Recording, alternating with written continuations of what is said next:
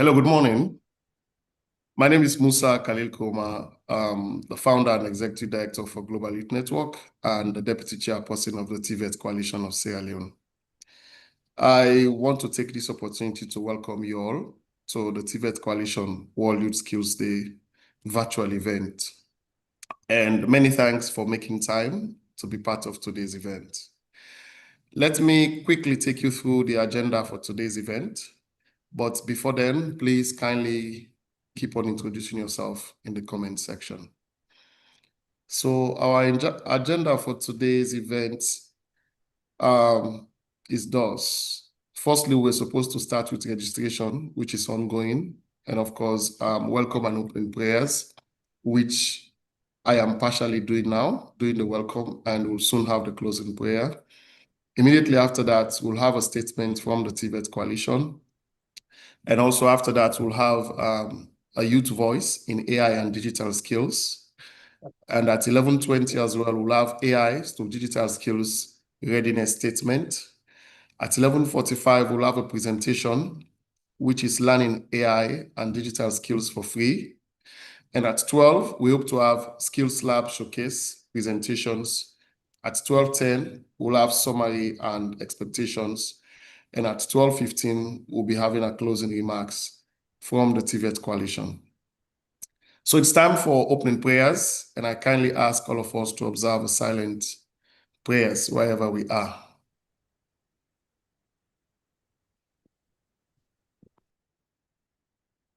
Amen and amen. At this time, we'll now start with a statement from the chairperson of the TVET Coalition. Over to you, Madam Edlin Elba. Thank you very much, Musa. Good morning, everyone, distinguished guests, esteemed partners, colleagues, and most importantly, the young people of Sierra Leone. Good morning and welcome to this year's World Youth Skills Day virtual event. I am Edlin Elba. I'm the Managing Director of Job Search and Chair of the TVET Coalition Steering Committee. I feel extremely honored to open today's proceedings on behalf of the TVET Coalition. I sincerely thank each and every one of you for joining us to mark this important occasion under the timely and forward-looking theme, Youth Empowerment through AI and Digital Skills. The TVET Coalition of Sierra Leone was established in 2014 to support the government in its mandate to improve the quality and employability of TVET graduates. Our work is built on 4 foundational pillars: networking, advocacy, image campaigning, and research. Over the years, TVET Coalition members have partnered to deliver impactful initiatives, including a national skills needs assessment, a schools outreach program that trained 75 teachers and guidance counselors, and developed a TVET career guidance handbook, TVET job fairs, and various skills development programs. We envision a skills ecosystem that is inclusive, industry-driven, and future-oriented, one that responds meaningfully to the aspirations of our young people. The TVET Coalition brings together government institutions, private sector organizations, civil society, training providers, and development partners around the shared goal of preparing Sierra Leone's youth for success in an evolving world of work. Over the past 7 years, Sierra Leone's TVET sector has made important progress with the establishment of the TVET Directorate, the development of a national TVET policy, and other achievements which the Ministry of Technical and Higher Education will hopefully share. These are strong foundations. However, the digital age demands even more ambitious, coordinated, and future-ready action.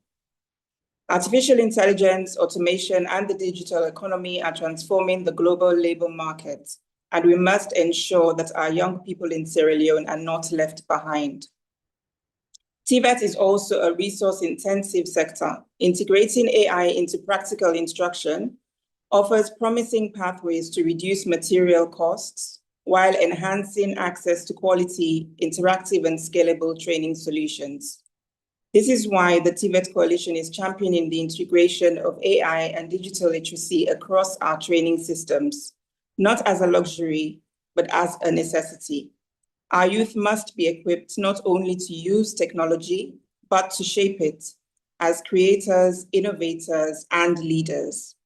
From advancing national policy dialogue to piloting digital skills programs, we're working with partners to imagine what skills development must look like in the 21st century. Today's event is about inspiration, connection, and action.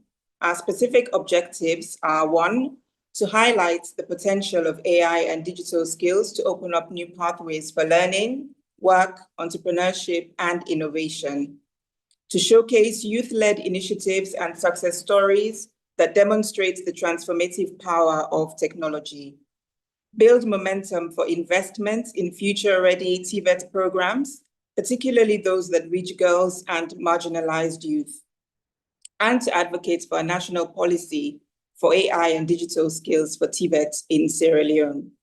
I encourage all participants to continue introducing themselves in the chat. Feel free to share your organization, website, or email.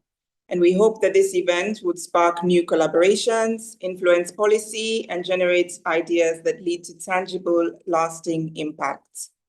On behalf of the steering committee and membership of the TVET Coalition, I extend our deepest thanks to all participants in today's event.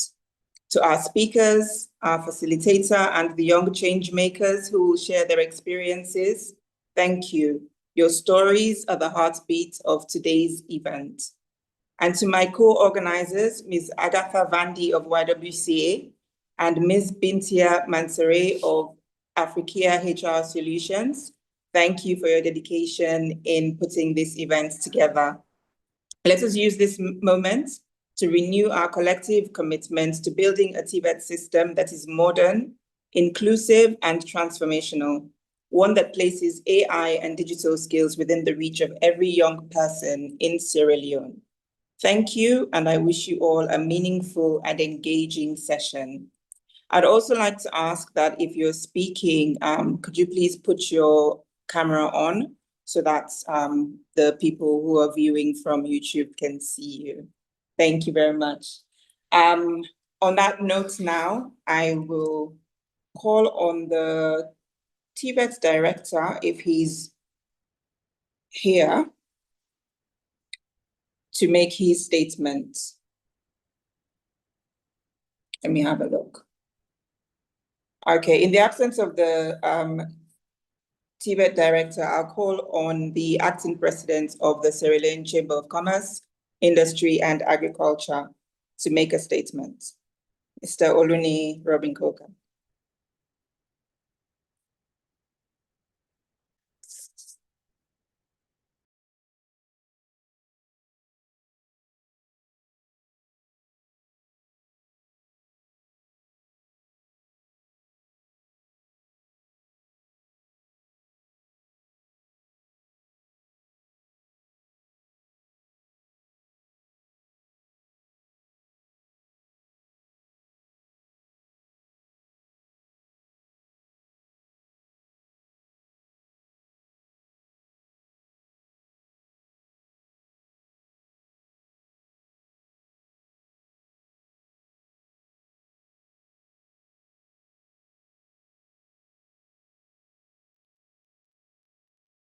Sorry to interrupt, sir. I think you are muted. You're muted. Hold on. Ah, okay. All right. Sorry. Thank you. Thank you very much. So I have to do my whole introduction again. That's okay. But first of all, thank you, Madam Chair, and thank you, Mr. Gentleman, who reminded me that I was muted, even though I thought, obviously my digital skills are limited. But thank you for inviting me onto this platform, which is, of course, a critical discussion around skills development for our youth and incorporating AI as we move our country's national development agenda forward.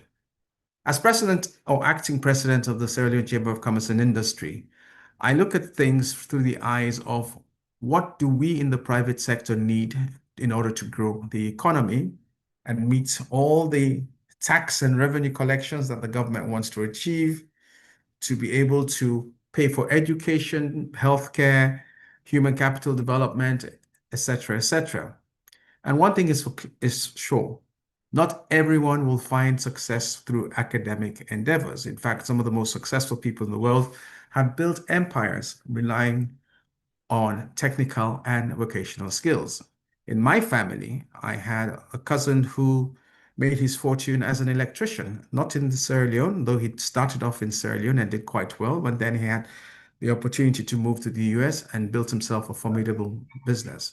So as young people, when you think of how you want to develop your skill set, you have to really look at how do you align with the economic growth trajectory of the environment in which you are.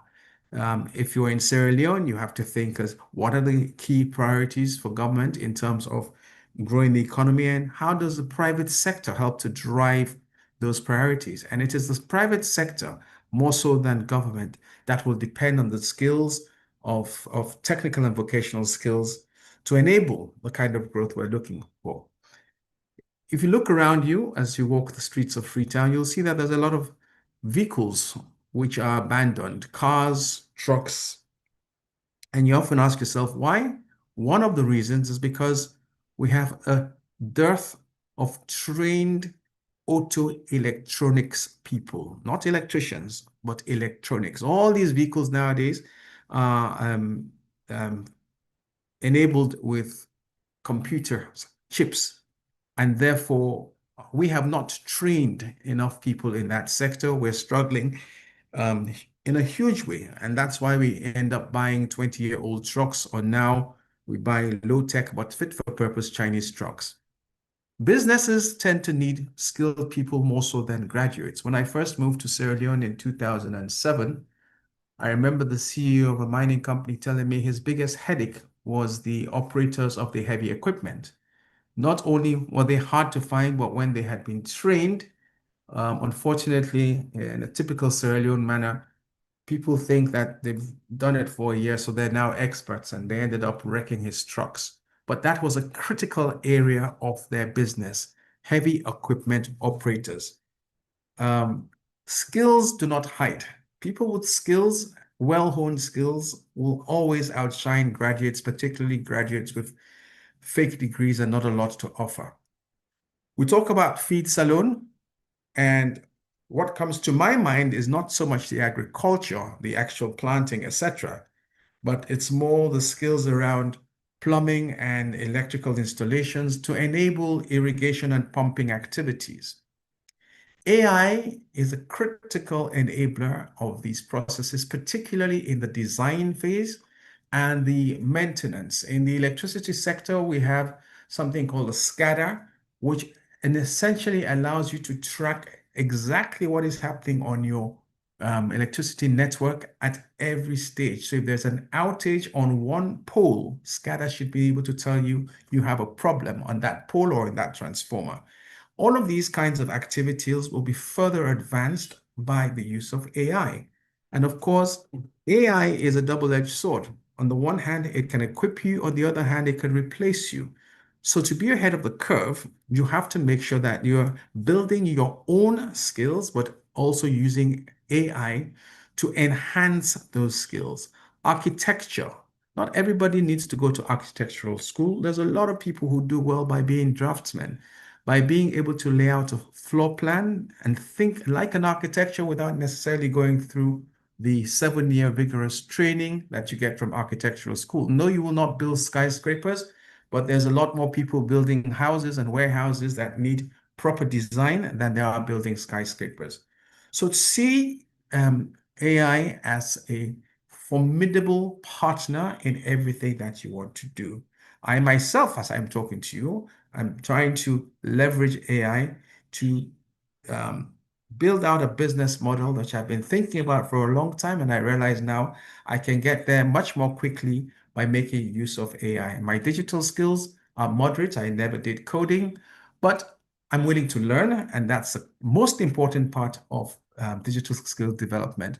You must have a curious mind, you must be willing to learn, and you should be even more willing to say, I did this wrong. I need to start it again. So all said, technical and vocational skills are critical to national development. AI is going to be a huge enabler and enhancer. If you stay behind the curve, it will replace you. But if you embrace AI and develop your digital skills alongside integrating AI, not just a copycat like a tool, but to really add value to what you're doing, you will find yourself well placed to be successful in your life journey. I wish you all well in the rest of your deliberations, and we'll stay online to participate and imbibe. It's a good thing to be here today. Thank you so much.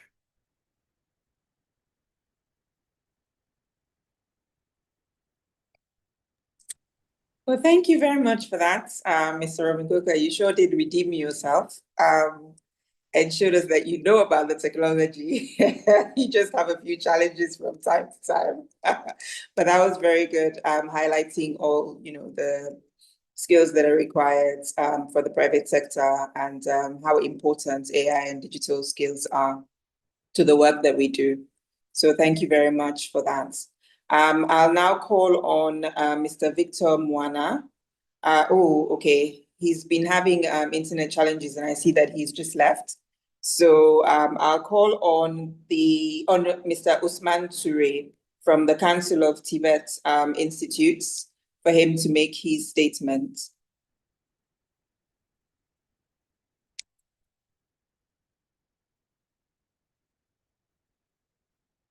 Please don't forget to unmute yourself, Mr. Toure.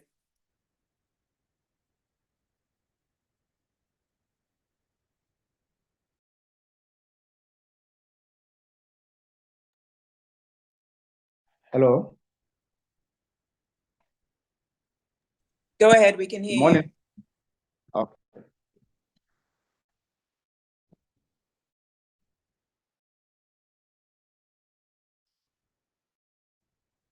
Good morning, distinguished ladies. As already said by the chair, I as technical and vocational institutions in Sierra Leone.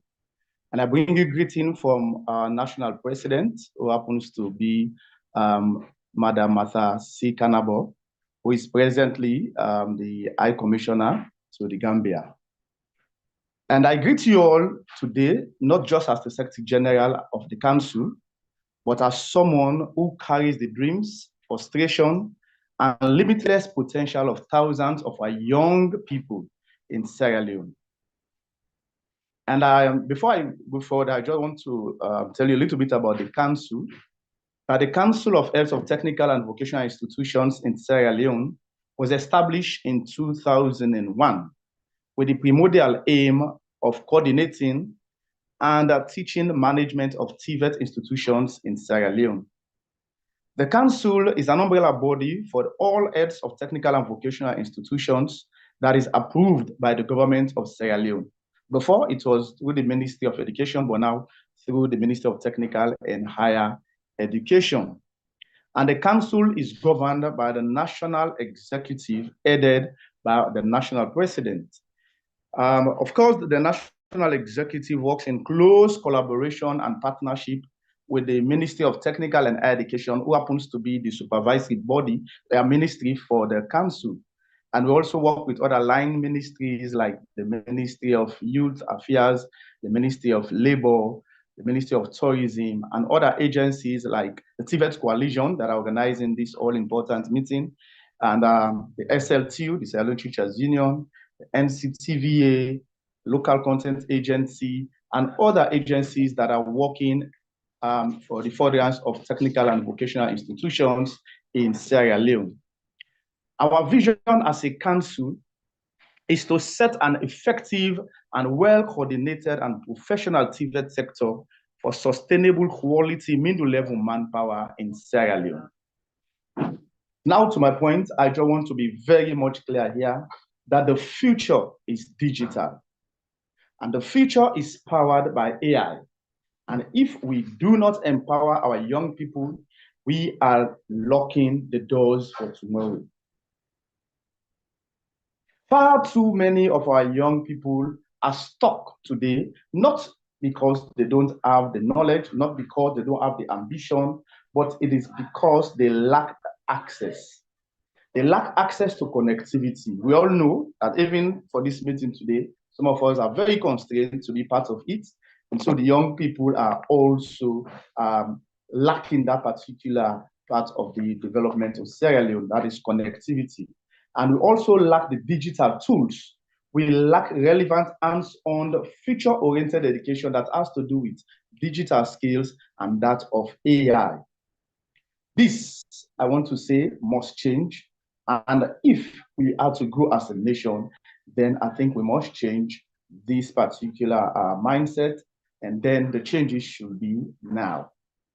Ladies and gentlemen, I just want to bring it to our knowledge that AI and digital skills are not luxury knowledge for the few privileged people, but it's also, it's something that we need to go in depth into and ensure that government pay attention to it, because it has to open the doors for all Sierra Leoneans, not only maybe for the youth, but even for the government.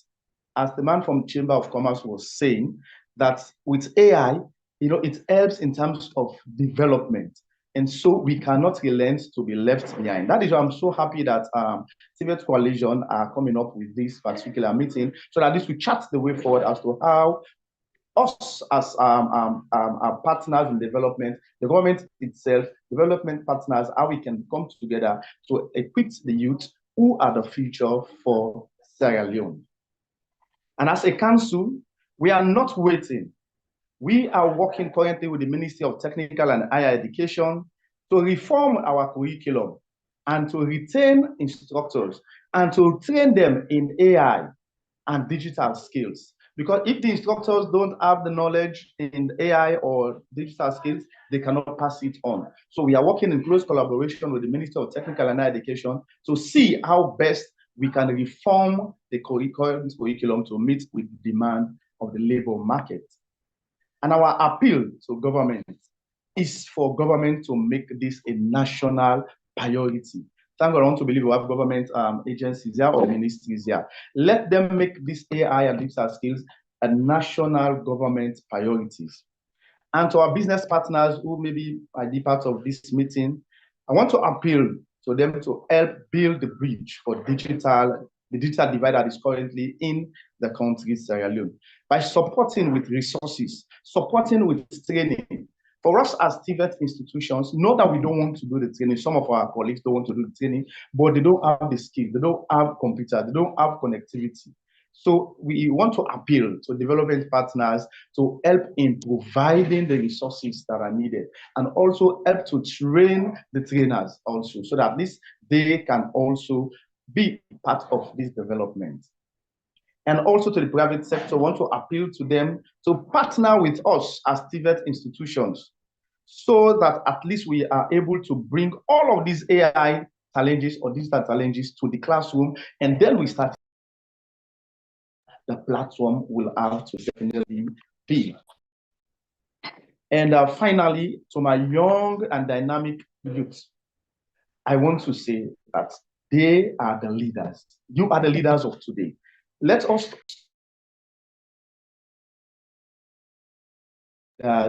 of today. You can make it as long as you determine to do it. We want to give you the platform. Empower yourself. As long as you are able to empower yourself, then I want to believe that the world will be in your hands. So please, I just want to end up by that is here now for us to put the digital and AI in our as a priority in our various developmental strides that we are doing as a nation or as an organization. Let us don't leave the AI behind. Let us don't leave digital skills behind, because it is the way forward. Thank you very much for listening to me this morning. And I hope that we'll have a very good deliberation over this particular topic that is very much interesting. And thanks to the chair and the working team of TVET Coalition for organizing this all-important occasion today. And I want to wish all of us a happy Youth National World Youth Skills Day, sorry. And I want to believe that all of us will strive towards empowering our youth. Thank you very much. Thank you so much to Mr. Usman Ture for that all-round statement. Everybody got their own. And I hope that everybody heard the messages that were directed towards them. What I would like to say at this point is that this is one of the reasons why the TVET Coalition exists, so that we're able to come into one space, pool our resources, see what other people are doing, and see how we can partner in order for us to improve the quality of our TVET graduates. So we hope that we'll be able to get more people into the TVET Coalition after this event. At this point, I'd like to try Mr. Victor Mwana from the Ministry of Youth Affairs again. He's a director with the ministry, and he'll tell us a bit more about the work that he does. He's been having internet challenges, so be kind. Hopefully it will remain stable for his statements. Over to you, Mr. Victor Mwana.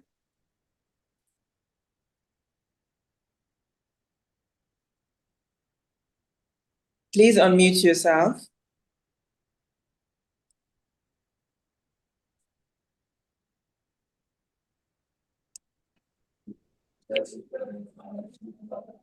Are you getting me now? We can hear you. Are you getting me now? We can hear you. Okay. Thank you very much. I had challenges with the internet. The more reason I couldn't join in time. On behalf of the minister and staff from the Ministry of Youth, I want to extend greetings to all guests, partners that are currently part of the, let's say, skilled professionals who are joining us today for celebration of this great day. We want to say World Skills Day is a global occasion, basically recognizing the diverse roles TVET has played over the years. As a ministry, we are very much key about skills development, and the more reason skills is part of our 4 thematic areas we want to address when we talk of agriculture, skills, climate change. Yeah, those are 4 key thematic things that the ministry want to really address. From our context, looking at skills, you can acquire skills, yes, or a trade.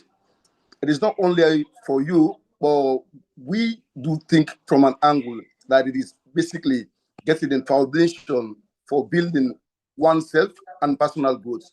So the more reason we need to see how best skills or TVET related issues are being addressed.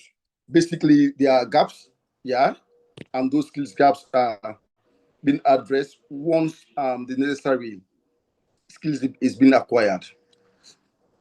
To organizers of this event, I want to believe this event will serve as a platform to further strengthen our commitments to TVET programs as a ministry. We want to see how best we can use this platform to also foster collaborations and see how best we can explore other approaches to see how we can enhance the quality and relevance and accessibility of TVET programs. Yes, within the course of the program, we'll hear from inspiring speakers, but we really want to see how best what we discussed here today, yeah, will be demonstrated with an exceptional skills to see how meaningful impact will be created in the lives of our young people. Today, let us recommit ourselves as we are discussing, see how efforts we can put together in supporting and promoting TVET program. Let us all work together to ensure that every individual has access to high quality training opportunities provided by TVET that will enable them to attain their full potential. We need to celebrate the skills of today and envision these skills for future. As ministry, we are very much confident that through our collective efforts, we can build a brighter future for all. In this sense, it will be powered by skills in developing individuals and the nation as a whole. On this note, I want to thank you for the audience, and I will follow attentively as discussions are ongoing. Thank you for the audience.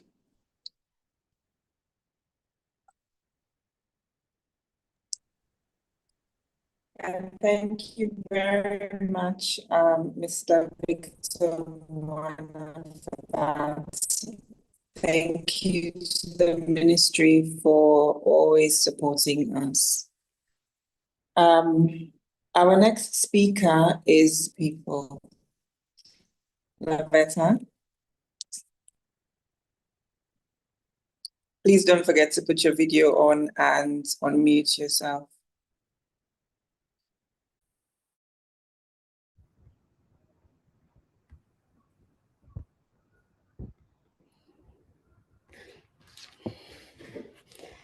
Okay.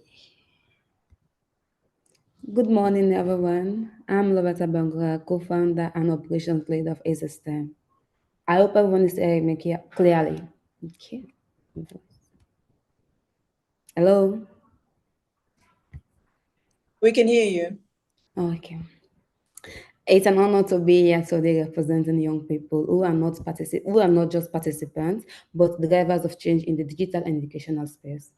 As someone who is working at the intersection of education and technology through an edtech company, A-System, I have been in some of the most remote areas across Sierra Leone, and I have seen firsthand how digital skills and emerging technologies like AI are reshaping what's possible for young people, especially when access is intentional and inclusive by design, not just as an afterthought. This year's theme, Youth Empowerment Through AI and Digital Skill, is not just relevant, it is urgent.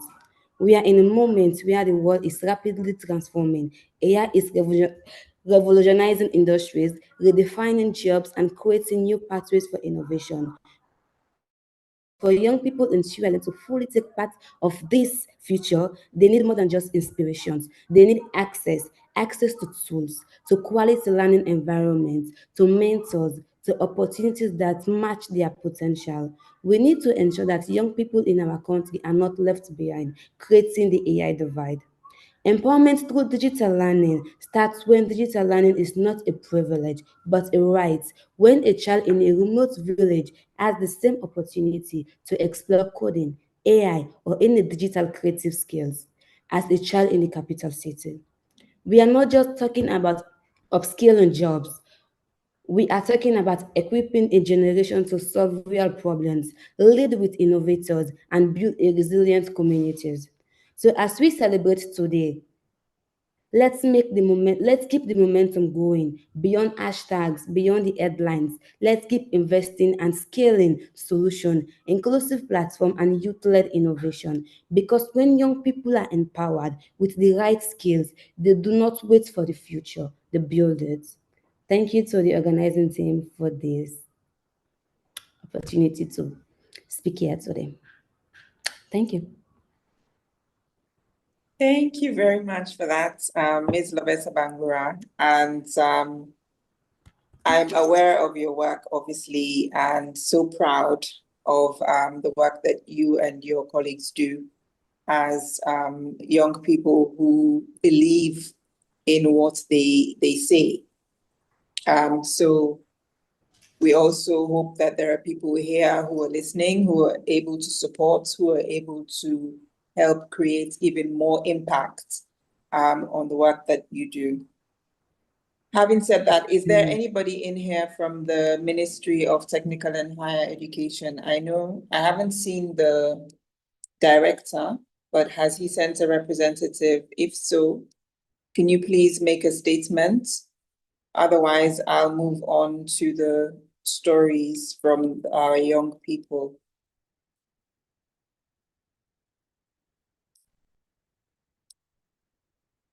Okay.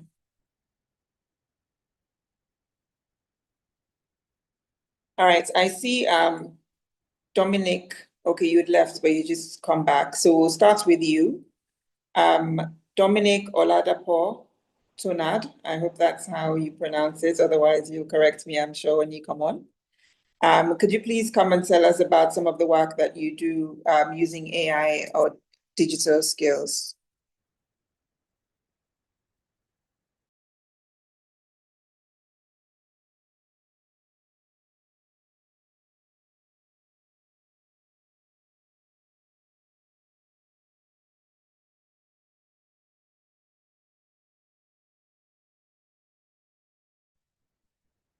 Can everyone hear me?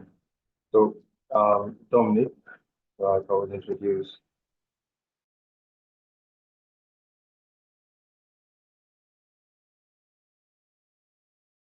its skills there, because talking about youth, AI, and digital skills, well, this is exactly my time. Yeah, there, I'm Dominic, I'm founder of Job AI. Job AI is a startup that develops partnership AI infrastructure, software, and also helps people.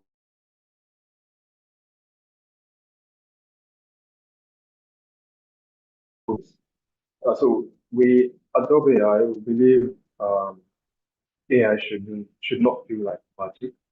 AI should not feel like magic result for big tech cities. It should feel like something that the youth can build with, grow with, and also change. And I've seen it firsthand that the biggest barrier to AI adoption is the algorithm. It's the belief that it's not for us. That's why at Job AI, we don't just build software. Um, we don't just build infrastructure, layers for others to build on top of. We build confidence, and we try to do it with a bit of fun along the way. Yes, so zooming out to the bigger picture, so Sierra Leone has begun its digital journey, and if we want to prepare our youth for what's next, we need to demystify AI. We need to teach the young people that AI is not some scary robot that's just going to steal their jobs. It's a tool like a shovel. But we also need to make digital skills culturally relevant. Uh,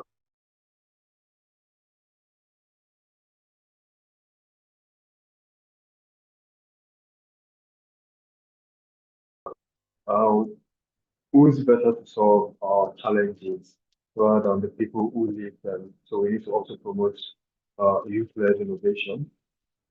So today we, or let me just say, it's a radical thought. If we stop to think about this and stop asking young people what they want to be in the future, but rather start asking them what they want to build. So WAI is not just a startup building, like I said earlier, building AI-powered tools or software and laying infrastructure for that to build on top. But we're also building confidence, we're also building the next generation. We're building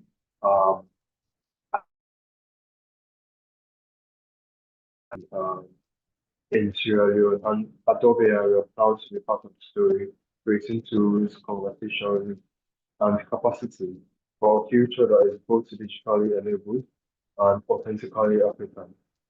Thank you. And if this AI thing doesn't work out, we might just choose to be startup comedians.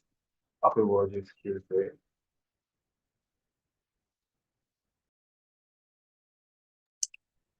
Thank you very much for that, Dominic. And it will work out because you're working hard at it. So I know it will work out.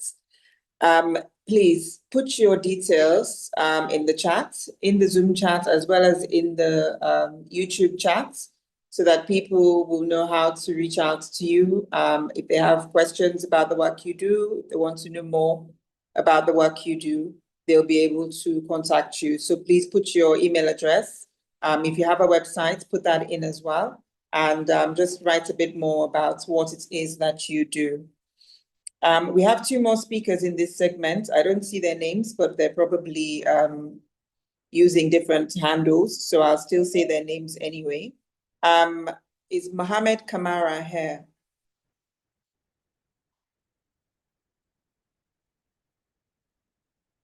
Yes, can you hear me?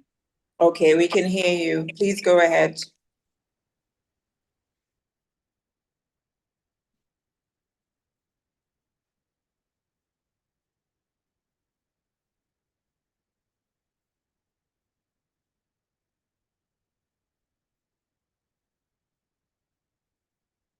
Okay.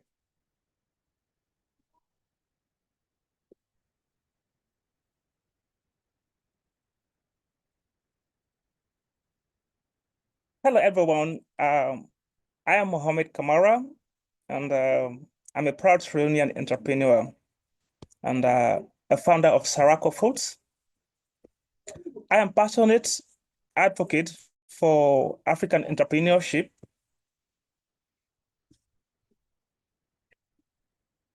Under the Africa Continental Free Trade Area. Growing up in Sierra Leone, have saw the most of what we consume is imported. Now, take a look at your nearest shop.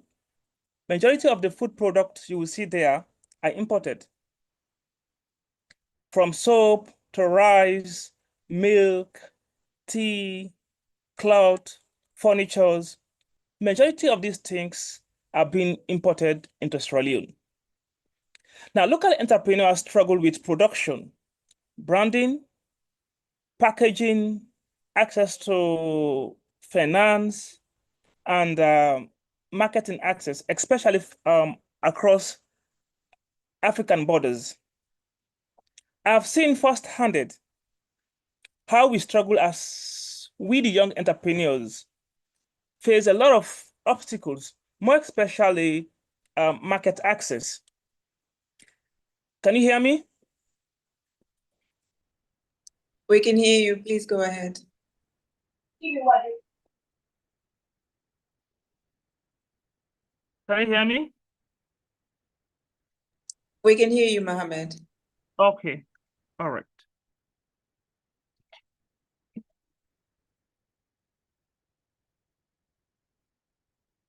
So as I was saying, I've seen firsthand the struggle young entrepreneurs are facing, more especially when it comes to branding knowledge, poor market access, and lack of information on how to scale beyond borders. But I didn't let that to stop me. Turning to artificial intelligence to change my story has been one of the most steps I've taken. And I use tools like ChatGPT, Canva, and 11 Labs to create educational content in Creole to teach youth about Africa Continent Free Trade Area, short as AFCTA, opportunities. I now generate digital marketing materials to brand my product professionally. Also, I'm using AI to build awareness around market trends, export requirements, and product packaging. Also, I'm using AI to create visibility online. So, more especially when it comes to moving across African borders. And one of the most exciting projects I recently launched has to do with generating music with AI. And I've recently launched one of my music called Made in Africa. I will drop the link in the comment section soonest. You can take a look at it.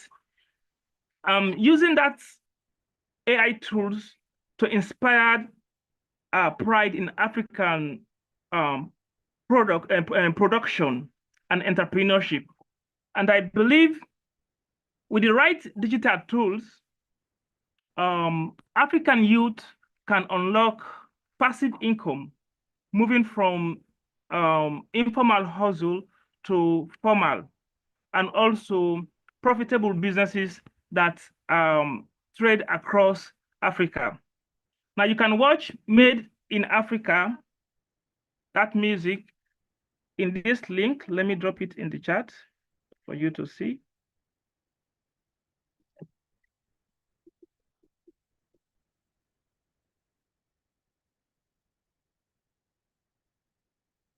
Give me a few seconds.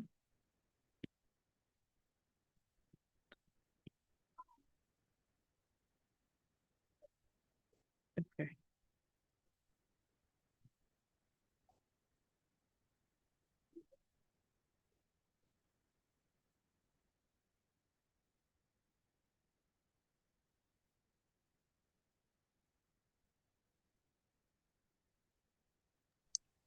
Sorry, Mr. Kamara, can you share the links afterwards, please, in the Zoom and on YouTube? Okay. Thank you. All right. Okay. Okay. All right.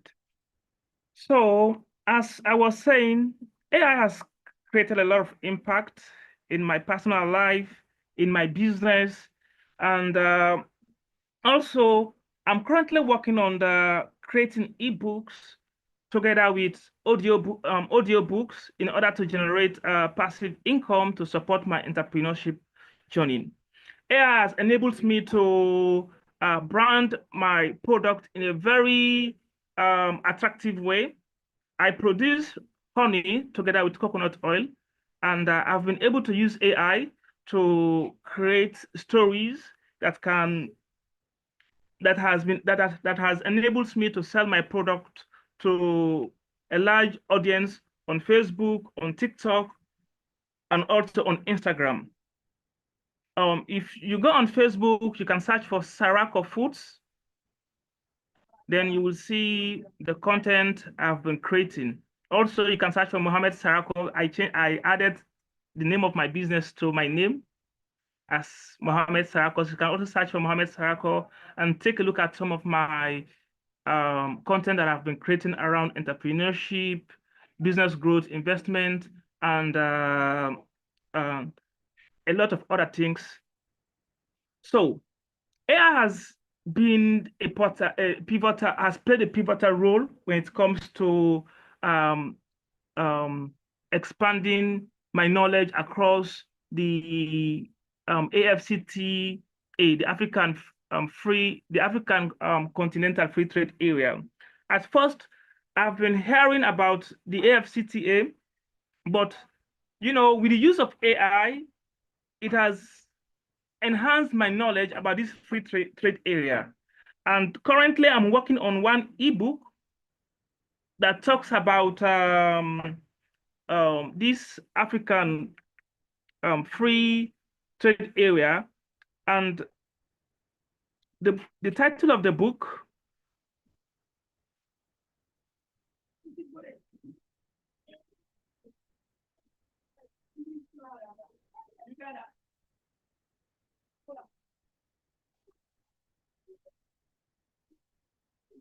all right.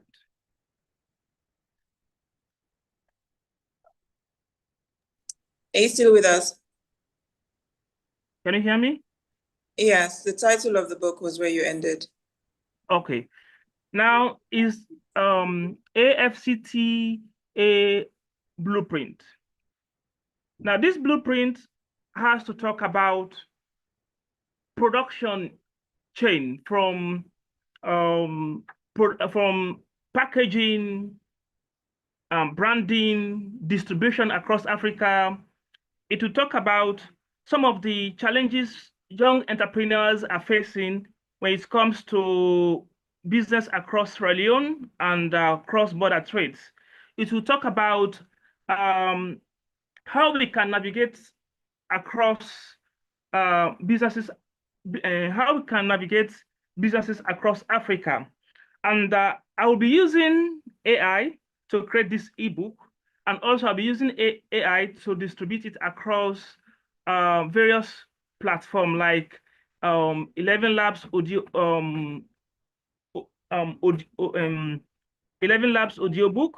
and I'll be using it to distribute it in the Amazon KDP together with other ebooks platform. And this journey has been one of my greatest passion, more especially like when it comes to creating impact in that sector, because AFCT has just been launched, but there has not been an awareness about it. A lot of entrepreneurs do not know about the free continental Africa continental free trade area, and I see it as an opportunity to invest more into that aspect. And AI has been one of my greatest supporter when it comes to achieving that sector. And also when it comes to content creation, AI has made it much more easier for us, the small entrepreneurs. At first, I used to like spend hours in creating content for my product, but now just a twinkle of an eye, I can create 2 or 3 content I can post for the day.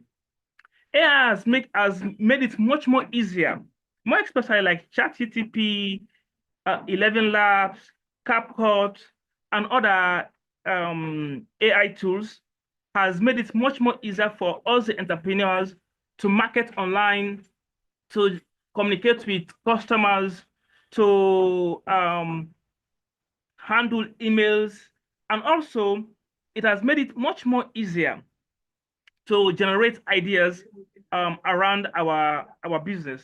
So I think now it's time for us, the entrepreneurs, to make use of this opportunity, because if we do not use AI efficiently, trust me, others are moving much more faster than us now because of this AI. Some are seeing AI as bad thing, but for us, the entrepreneurs, I think AI is creating a lot of impact. So I think that's all I have to say when it comes to how AI has created impact in my life, in my business, and how I will be using it to help other entrepreneurs to, scale their businesses in Sierra Leone and across Africa.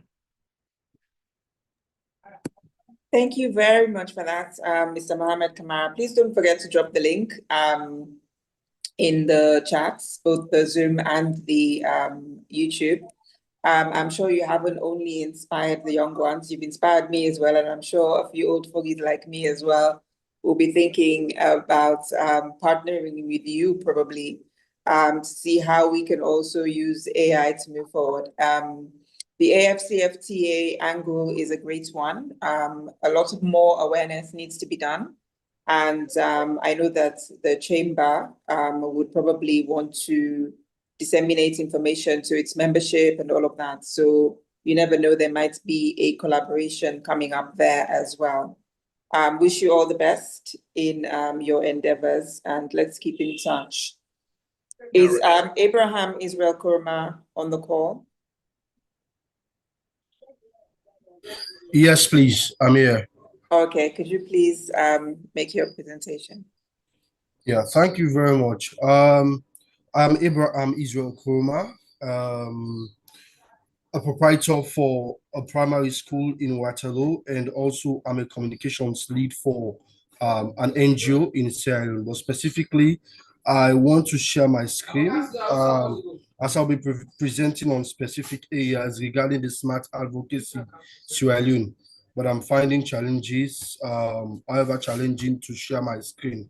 But however, I'll take you to the smart advocacy Sierra Leone is a means of using AI to empower youth, specifically youths, girls that are challenged in terms of accessing information on SRHR and comprehensive sexuality education. And the major challenges has been many adolescents in Sierra Leone lacked the access to accurate youth-friendly information on sexual reproductive health and gender-based violence, GBV, and mental health. And there has been some challenges in terms of traditional communication methods aren't reaching all youth, especially in undeserved areas. And my innovations or the smart advocacy in Sierra Leone, the interventions is practically looking at key aspects, and one of which is a youth-led digital project using AI and accessible digital tools. However, I've been engaging youth and adolescents from district around Sierra Leone, specifically Putloko and Moyamba district and Waterloo, where we have a set of young people who come together and we teach them on SRHR, that is sexual reproductive health and rights, and CSE, comprehensive sexuality education, teaching them about their basic hygiene skills and all of that. But there's been, however, challenges in them accessing information on SRHR. So using AI tool, I was able to create a kind of platform that is connecting them at one position and ensuring that they can have the access on a daily basis. So I firstly used the ChatGPT to develop adolescents sexual information that has to do with menstrual hygiene, rape, GBV, etc.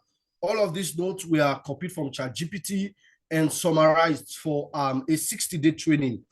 And part of which I used the Meta AI on SAP, which I further programmed on a daily basis that Meta AI will be breaking it down on a daily basis for them so that they can be having a daily training on SRHR.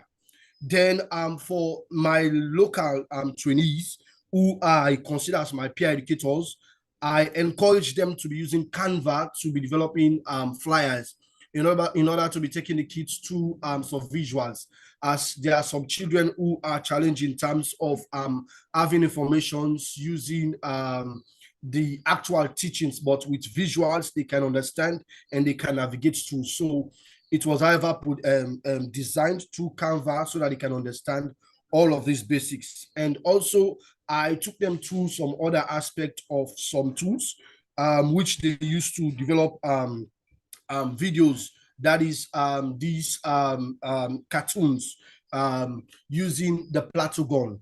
That is an AI tool that I trained them to using an Android phone. With just an Android phone, you can develop your own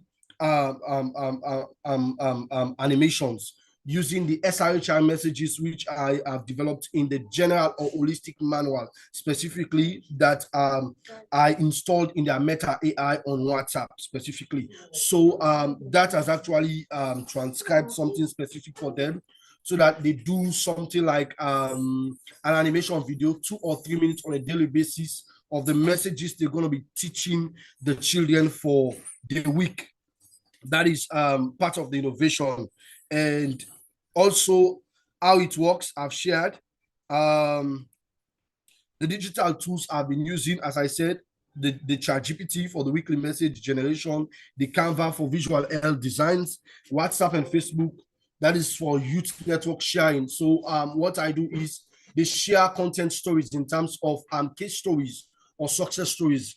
Like presently we're having a case stories of students in Waterloo who had a child at 14, and because of that she wanted to drop out of school, but with our constant engagement using the AI and the SRHR messages, we've been able to encourage that.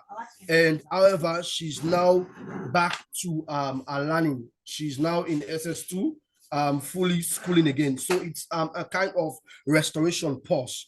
So we also use Fish Audio, that is using the podcast. We are also looking at a way of giving it in a local dialect, that is Creole, Mende, and Timini, as we're however working with Moyamba, Pukuloko, and Freetown, Western area to be specific. So I'm using Fish Audio, which can be also downloaded using their Android phone so that they can have access to developing this podcast. And also Gentry Alpha. It's an AI storytelling telling visuals that helps them to aid the key stories. Probably some don't want to share their stories with their faces. So you can use the Gentry Alpha, which is something that can summarize a story. It is, however, popular now in social media. That is the TikTok, Facebook, etc. It's popular, general. People are seeing it. So you present the story and people see the story without your face. And also we use Voodoo, which is a video content for awareness as well. And the impact so far, we've reached over 150 adolescents on a weekly basis, and we've trained 12 youth volunteers in digital advocacy. We've created over 40 customs health visuals and podcast episodes. We've sparked content replications in 3 communities. And also, what makes this innovative, we use AI tools that are free and accessible. They are relatable, localized content for youth, empowers youth to be creators, not just recipients, focuses on ethical, inclusive digital outreach. Our contributions to the general goals. Sierra Leone has a 17 sustainable development goals, and part of which we are contributing to indicator 3, 4, 5, 10, and 17, which is good health and well-being, quality education, gender equality, reduce inequality, and partnership for the goals. So personally, those are what we are looking at. For our next steps, we are to expand digital training for more youth, partner with schools and community groups, launch smart advocacy toolkits. I'm also working on a toolkit that will be accessible for all adolescents nationwide. All they need to do is, if they are using an iPhone, they go to App Store and they download it. If they are using an Android, they go to Google Play Store and they download it and integrate all dashboards of impact tracking. So that is what we are looking at. I want to say thank you. I'm Abraham Israel Kuma. I'll be sharing my details for any link ups on in terms of sharing my thoughts on my innovation specifically. Thank you very much. Wow, thank you so much for that, Abraham. So much information. Please share your details as you said you would, your social media handles as well, so we can follow you. If you have any of the names of some of these tools as well, if you can drop them in there so we can also check them out and see what we can do. But your work is just amazing, impactful, and I just feel like we should have more of these exchanges so that we hear more about what other people are doing, because it just gives us hope, especially when the young people tell us how they're embracing all these technologies. We're always talking about the challenges, where they don't have internet and all of that. But here we are, hearing from young people talking about the work that they do. So, where there's a will, there's a way. Thank you very much, you guys, for sharing. So we'll go into the next segment now, which is AI digital skills readiness. And if we don't have the Ministry of Technical and Higher Education, then it means that we'll have two speakers. So we'll start with NC3, which is the National Cybersecurity Coordination Center. We have Mr. Victor Sise here, and he'll speak from their perspective about AI digital skills readiness in Sierra Leone. Over to you, Mr. Sise.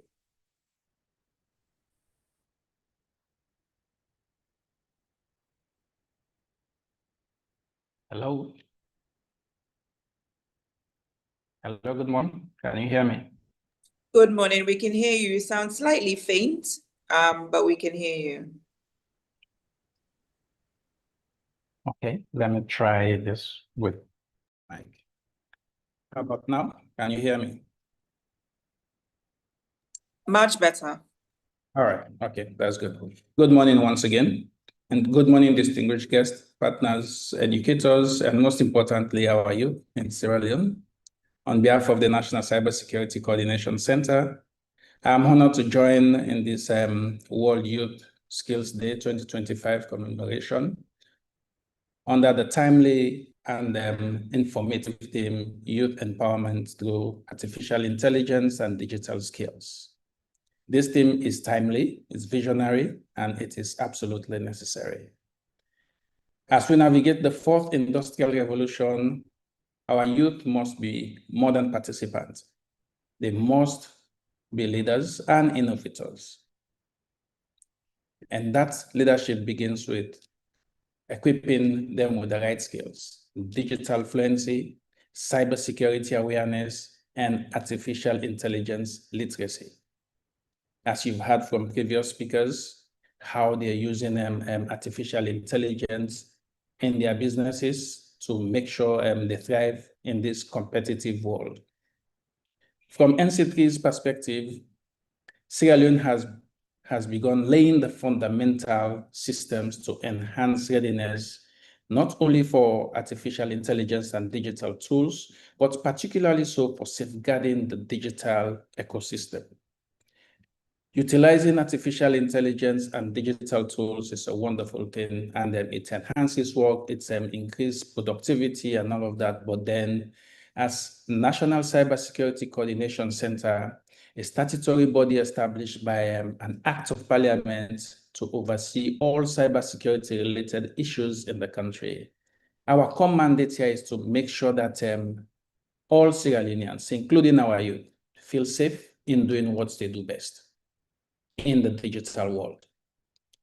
So you will agree with me that with increase in the adoption of digital tools and artificial intelligence, the cybersecurity risk continues to increase exponentially.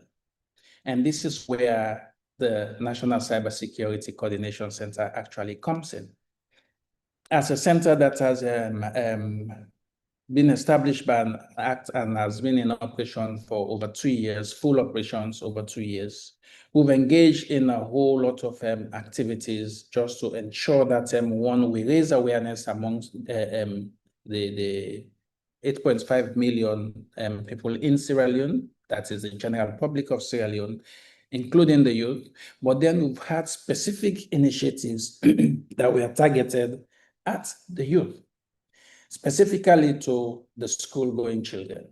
We've had initiatives where we had the schools debate radio program, just to continue to raise awareness. But before we even started those initiatives, what we have done as NC3 is to conduct a skill workforce assessment.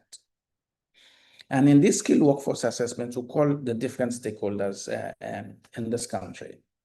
Whether you're an educator, whether you're an entrepreneur, whether you are a government ministry, department, or agency, we call all the different sectors of government to come and let's have a dialogue to understand where we are, to have a baseline, to know where we stand when it comes to our security posture. You will agree with me as you that 10 years before now, the rate at which we use technology was quite different from today. And even communication has improved drastically. The internet penetration rate has increased, and our use of digital gadgets and artificial intelligence has grown, and it continues to grow exponentially amongst the youth. We have those that we usually refer to as the born before computer. Yes, they are catching along, but then the youth are using technology in ways that we can hardly imagine. But then with this technology comes the other side of the coin, that is security. The use of this technology has inadvertently introduced so many risks that some of us are not aware of. And the NC3 takes this personal. It is our core mandate to make sure that we raise the awareness of the general public of what are some of the do's and don'ts, how we can stay safe online, how our cyber hygiene can actually help protect not only ourselves, but our institutions, our businesses, and eventually the government itself. So in ensuring that we institutionalize all of this, we are working closely with the Ministry of Technical and Higher Education.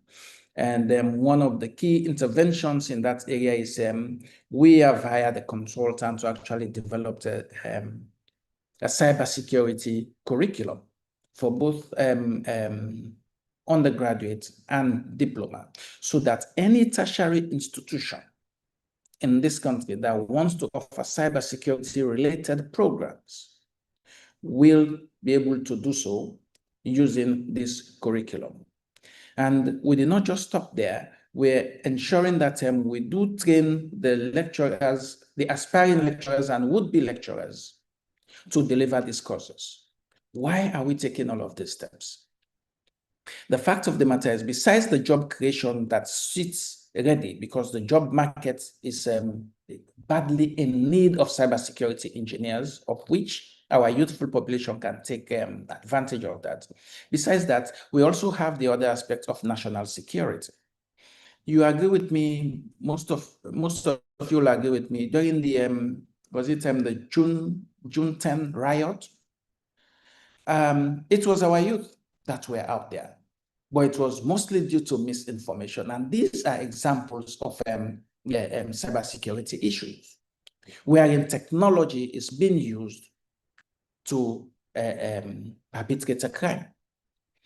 So we engage with the different stakeholders to make sure that we address some of these issues bordering around national security, but at the same time to build the capability of our youth so that whilst they do their businesses in TVET, whilst they use artificial intelligence in promoting their agricultural businesses, whilst they use artificial intelligence and digital skills in making sure that their entrepreneurial interventions are successful, they do so in a very safe and secure manner.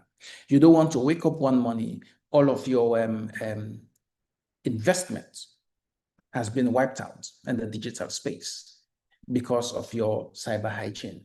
So we also do this to also protect our youth from being victims of things like sextortion or revenge porn, which has become one of the major things that we are dealing with, and it is happening, and it is happening here in Sierra Leone. So we go to schools, we go to different institutions, ministries, departments, and agencies, and we train them, we raise awareness that, look, some of the things you do online, you need to change the way you do them, because your digital footprint can make you vulnerable, or your surfing habits can actually make you a target. But there are better ways that you can do it and still be productive. There are better ways you can do it and be a very good entrepreneur. There are ways you can do it and continue to do what you do in a safe, secure, and productive manner. In addition to developing the curriculum that these tertiary institutions should use, we're also working with the security forces to help make sure that they do have the necessary skills to help safeguard our citizens. We're working with the judiciary. All of this is to ensure that the prosecutors and the judges will be able to preside over cybersecurity related cases and make sure that our public feels safe and continue to do what they are doing. Statistics have shown that about 76% of all crimes that are happening now, they are cybersecurity related, either aided by the use of technology or technology itself is the target. We are working with financial institutions to make sure that they continue to protect our investments and actually keep our financial institutions safe. But what does this actually mean besides safeguarding the youth? It means a lot of employment opportunities. During our engagements with the different sectors of government, one thing that stood out is that the financial institutions want to recruit cybersecurity professionals, but unfortunately, we don't have enough to feed to the labor market's demands. So in other words, they are in short supply. And this is not just peculiar to Sierra Leone. This is actually the situation globally. We don't have enough cybersecurity engineers to help protect our digital infrastructure. And besides the financial institutions, the military needs cybersecurity experts to also make sure that cross-border issues that hinges on cybersecurity can be addressed. So all of this turns again and say, okay, you know what?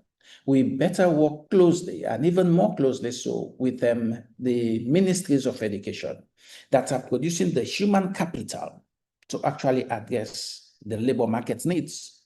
And in this case, cybersecurity professionals. because the market stands ready to recruit these people, the youth can actually take full advantage of this. And as a government, NC3 here is actually in readiness, because we know that the use of AI, the use of quantum computing, the use of digital skills is going to continue to increase exponentially. And as that continues to be the case, we have to create the enabling environment for everybody to be safe, to do what they do, so that our cyber hygiene is actually in place. We know what to do and what not to do. And in the event that any attack happens in the cyberspace, we do have the know-how. We do have the youths with the skill sets to help protect not only our infrastructure, but our population as well.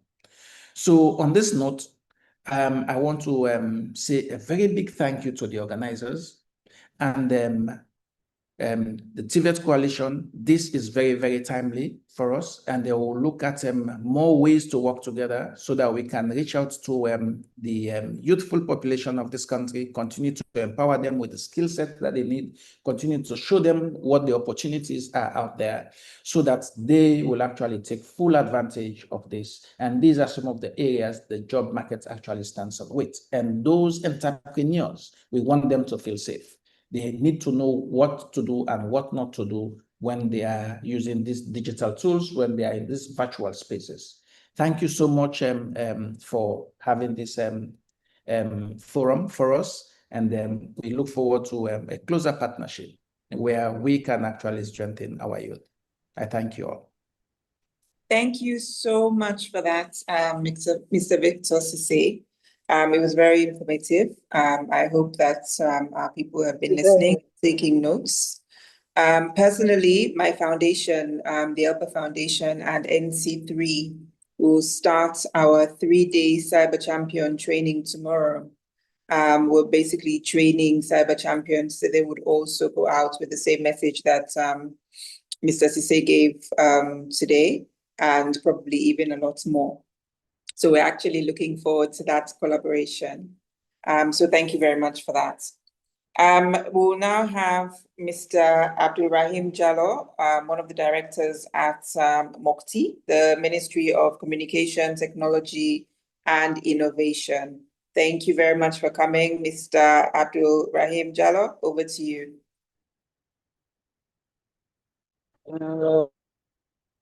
Hi, good morning, sorry everybody. Can you please confirm you get to me? We can hear you. All right, cool. Thank you very much. Good afternoon, everybody.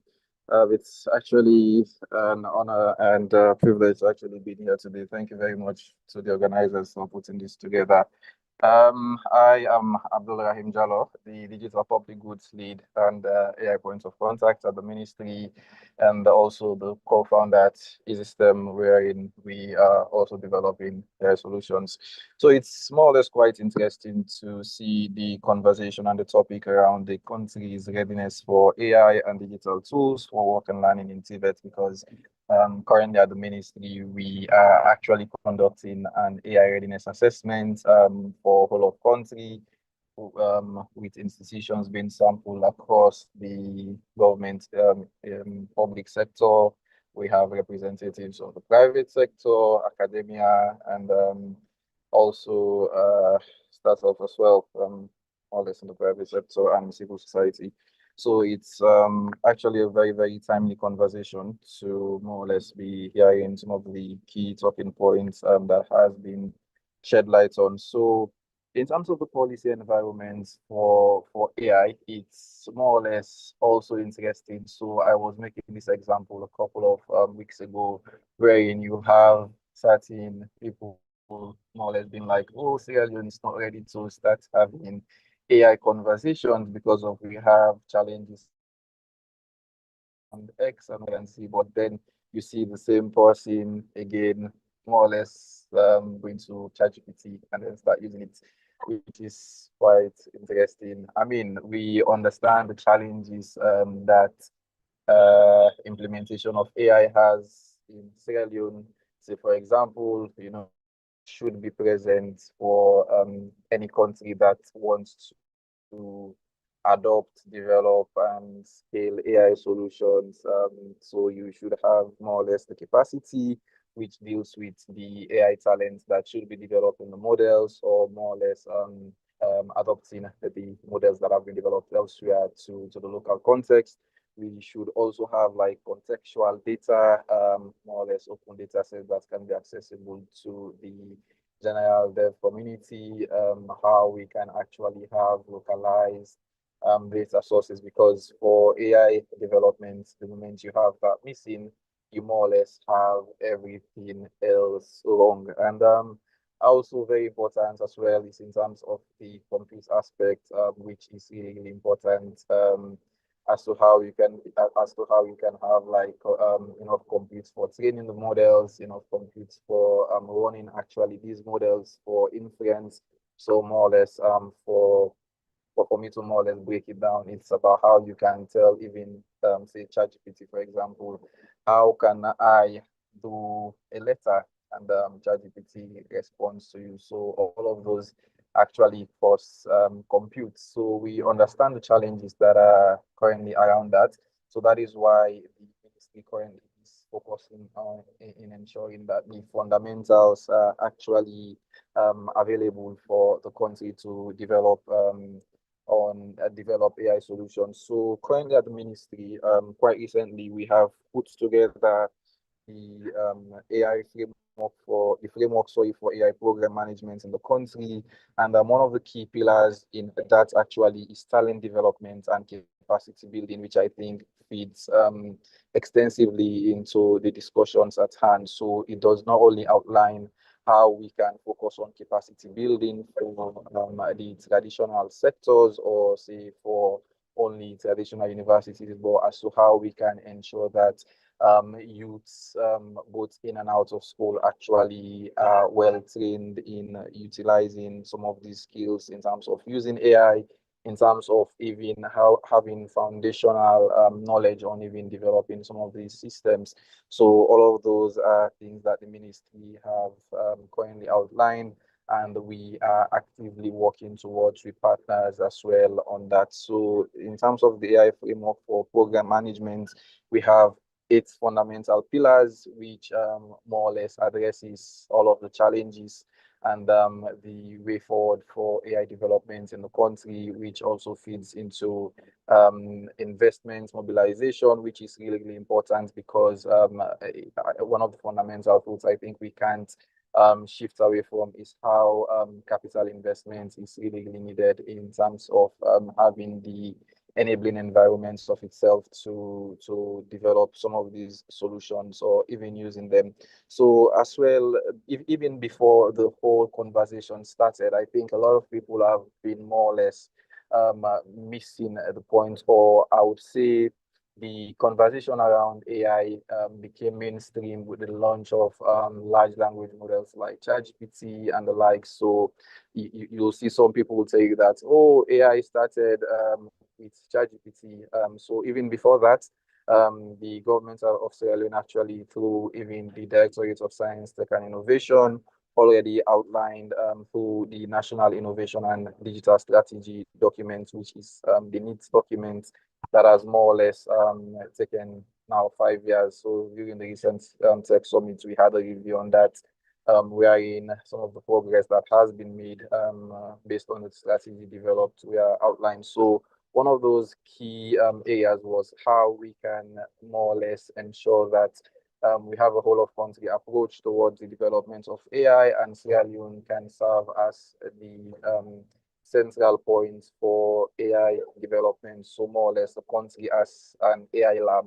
So how we can ensure that the infrastructure is there, how we can ensure that other foundational elements are actually there, which can make the country into this AI lab in of itself.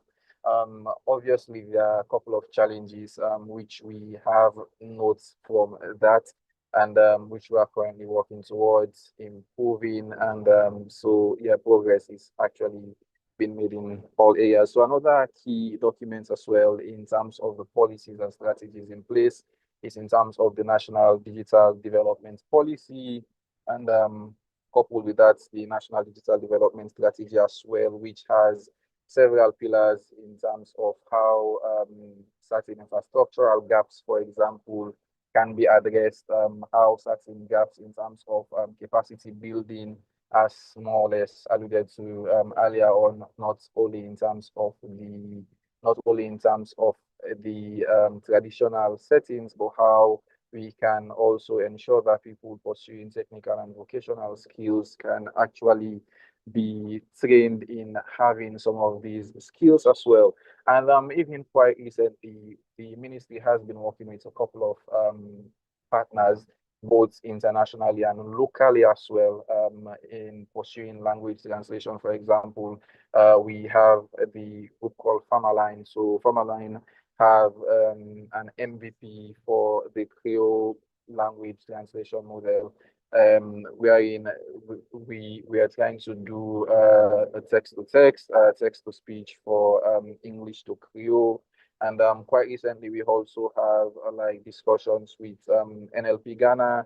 NLP Ghana is an AI research lab working in primarily language translations, and they have done language translations for over 16 of their own local languages and more across Africa. So quite recently, they also developed a text-to-speech Creole, Mende, and Timini translation model. So we are currently in discussions with them to see as to how that can be enhanced and how we can more or less scale that particular effort. So one might be wondering why are we doing probably even that? So the whole idea is, you see, I was explaining earlier on to someone that you see a lot of people, our uncles, our aunts in Sierra Leone, right? They tend to use WhatsApp, but most of them do not utilize the traditional features of WhatsApp. Say, for example, the typing and things like that. Most of them use the voice message. I mean, there are challenges obviously to that, and so we're having discussions around the challenges and pitfalls of see, for example, when you're using that. So the whole idea is as to how we can have local developers develop solutions in, for example, by utilizing government services. Tamamina Village Cable taking phone, more or less interact with government services through voice in her local Mende, in her local Timni, in her local Limba, or anything that she is much more comfortable with. So that is why some of those efforts are actually being pursued. It's about how we can have students embrace hybrid learning approaches to education. So it's not only them learning concepts through apps, through platforms, just via text or via the traditional English. And I know a couple of research more or less has been done as to the benefits of hybrid learning.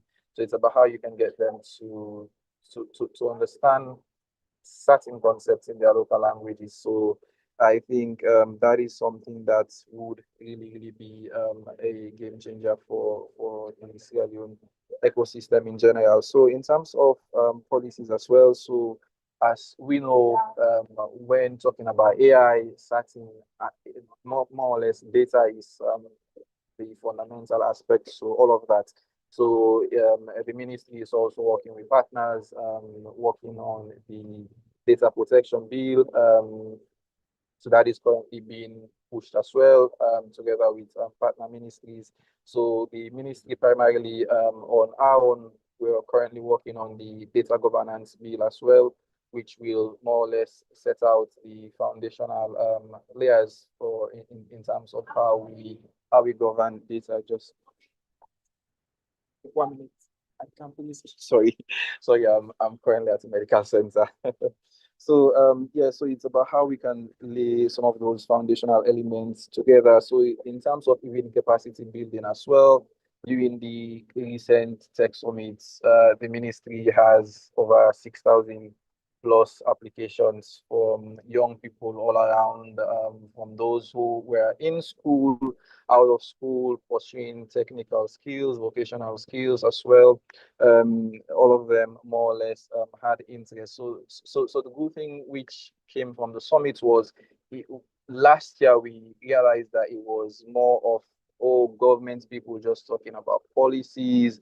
So you have young people who, I mean, the policy aspect of it is always really, really critical. But when you have young people in some homes, I mean, it's about how you create the right balance as well for them. So there were practical skill building sessions wherein they had to go through trainings. One of them actually was utilizing AI.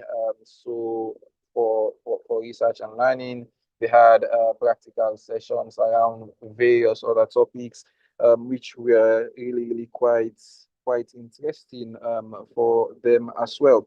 So overall, from the ministry's aspect, the ministry remains committed towards how we can work with partners in improving AI in general in the country, about how the ministry can lay the foundational structure, the foundational infrastructure as well for seeing as to how we can push this effort, because quite honestly, if certain foundations are actually absent, it's more of a thing wherein the ecosystem in general will be relying on certain aspects. Say, for example, Sierra Leoneans just being consumers of external AI, if I would put it that way, and also not having like contextual solutions in that regards to most of our problems. So me being just sensitive of time, I just want to say thank you very much to the organizers for pushing this forward. It's always quite interesting to hear conversations around on AI and how we can push it forward, how we can ensure capacity building, how we can even have discussions around the country's readiness for AI, given that we should always even be mindful of, say, if certain skills gap is actually not addressed, as alluded to earlier, we risk having more or less the AI gap, which the digital skills gap in of itself is really, really bad as it currently is, which we're trying to close. But having that, I think would just widen it exponentially. So I think this is why conversations like this is why getting various stakeholders from various ministries, private sector, young people around the country who are actively involved in these efforts are actually really, really quite commendable across. So thank you very much, and seeing as to how this would go, and I'm actually looking forward as to how we can have more of these as well. Thank you so much for that, Mr. Abdul Rahim Jallo of the Ministry of Communication, Technology and Innovation. We see that you guys have been very, very busy. The AI readiness assessment is a very good call. We hope that members of the TVET Coalition would also be able to participate, since we have like a well-rounded, I guess, the TVET, within the TVET sector, all the stakeholders are in there. So hopefully some of us will be able to participate in that. You also mentioned the framework for AI program management, the National Digital Development Policy and Strategy, language translations being done, data protection bill, data governance bill. And you know, when people talk about all these AI and digital skills, everybody's talking about the internet, but there's a lot that has to go on behind the scenes as well in order for all of this stuff to work. And we thank Mokti for doing that for us. If you don't have a notebook or you don't have access to your notes in your phone, then it means you're probably going to have to come back to the recording, because the next session is a presentation by Mr. Tambalamin, who is one of our gurus within the tech space. He has a group called TP Sense or TPI Sense. I never quite get it right, but I'm sure he'll tell us. And he's going to basically do a presentation for us on learning AI and digital skills for free. So we're supposed to take some notes about some of the tools and things that we can use in our own everyday lives. So thank you very much for joining us, Mr. Tambalamin, and I'll hand over to you. Thank you very much, Edlin. Let me get presentation right. Sorry, are you presenting? Do you want me to make you a co-host? Yes. Okay, Yes. bear with me. Let me just do that right away. Tambalamin, there you are. Make a co-host, yes. Okay, you can share your screen now. Excellent. Thank you very much. Let me see. Can you see my screen? Yes, I can see your screen.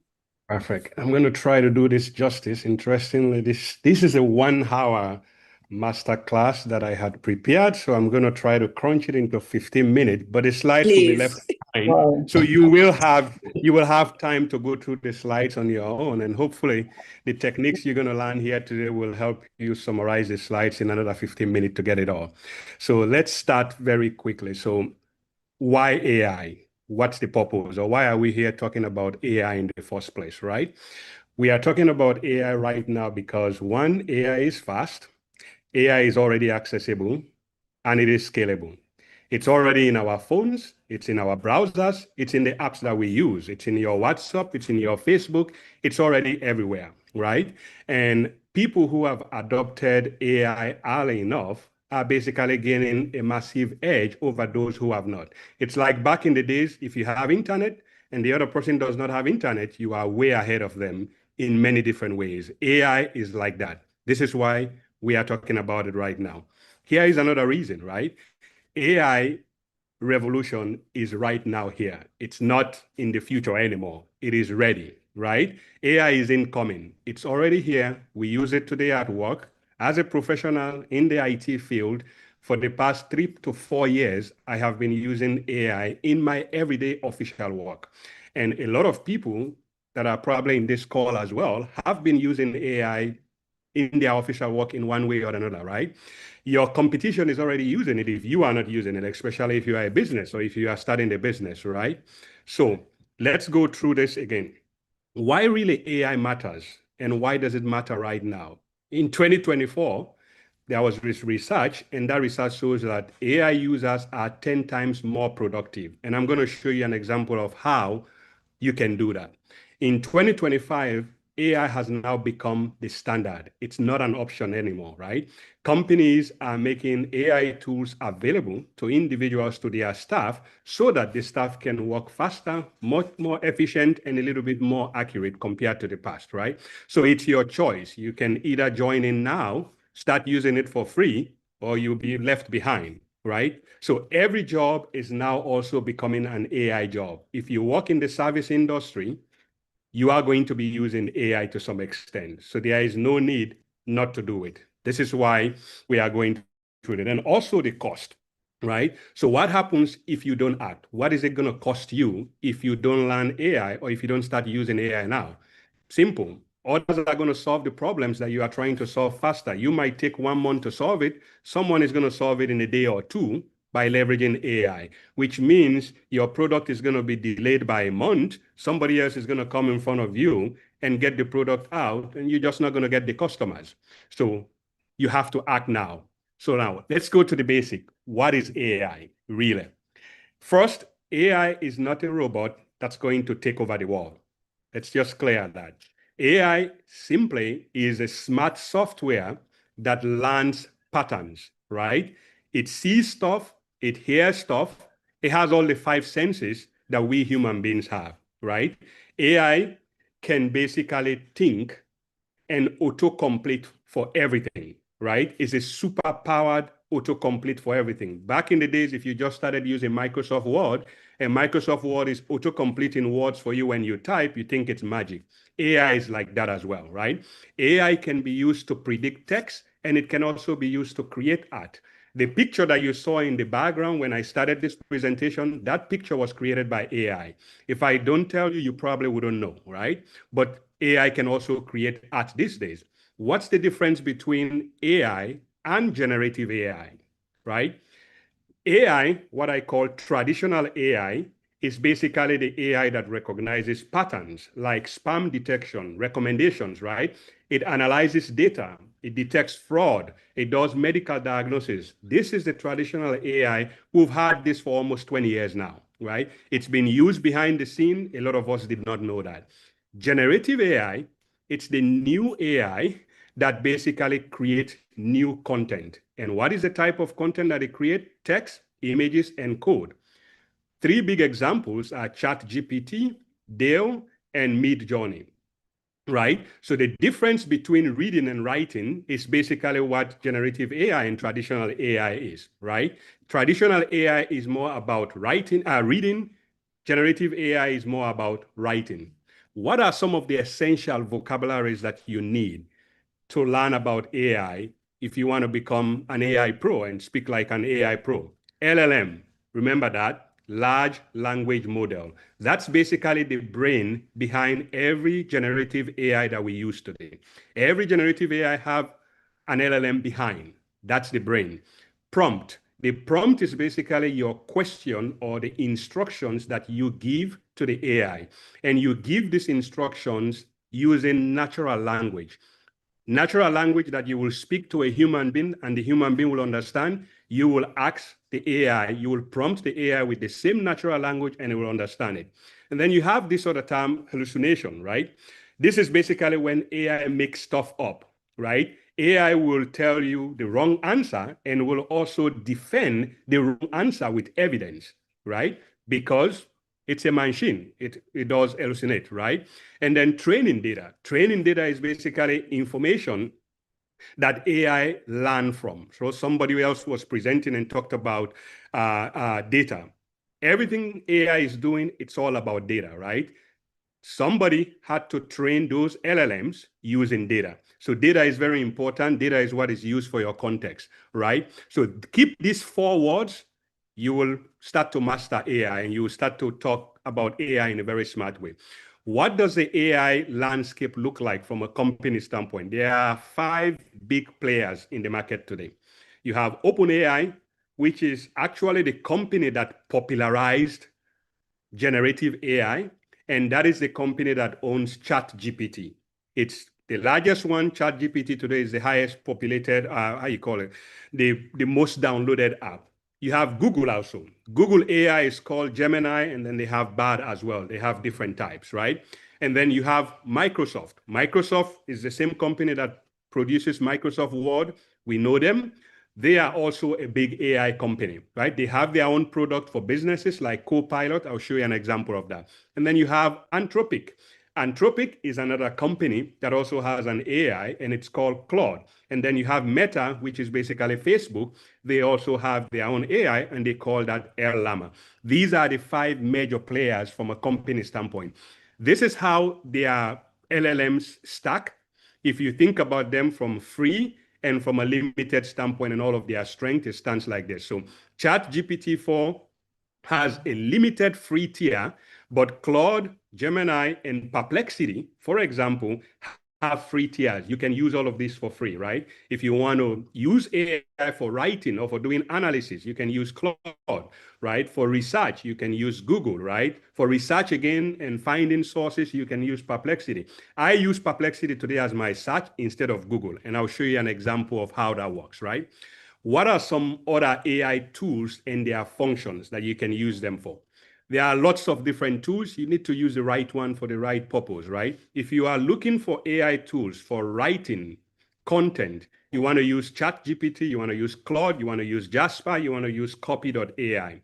If you're looking for an AI to create images, to do designs, Dale, Midjourney, Canva AI, Firefly, these are good examples.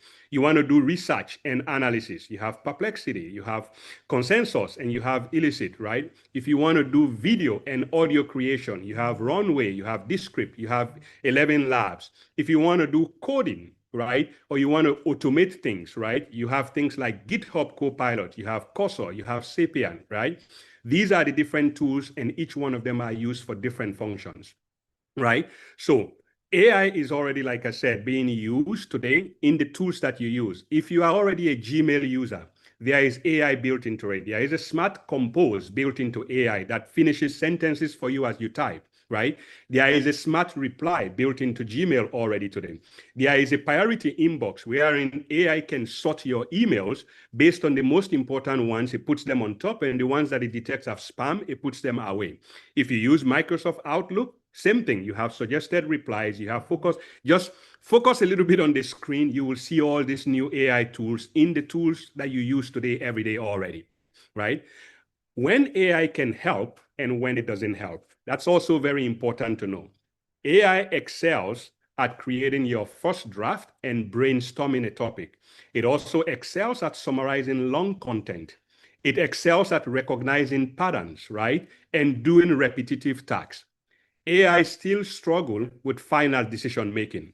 It struggle getting real-time information. If something happened today, you ask any AI, that AI is most likely not going to have that information unless that thing is put online and the AI is using an agent that's actually searching online in real time.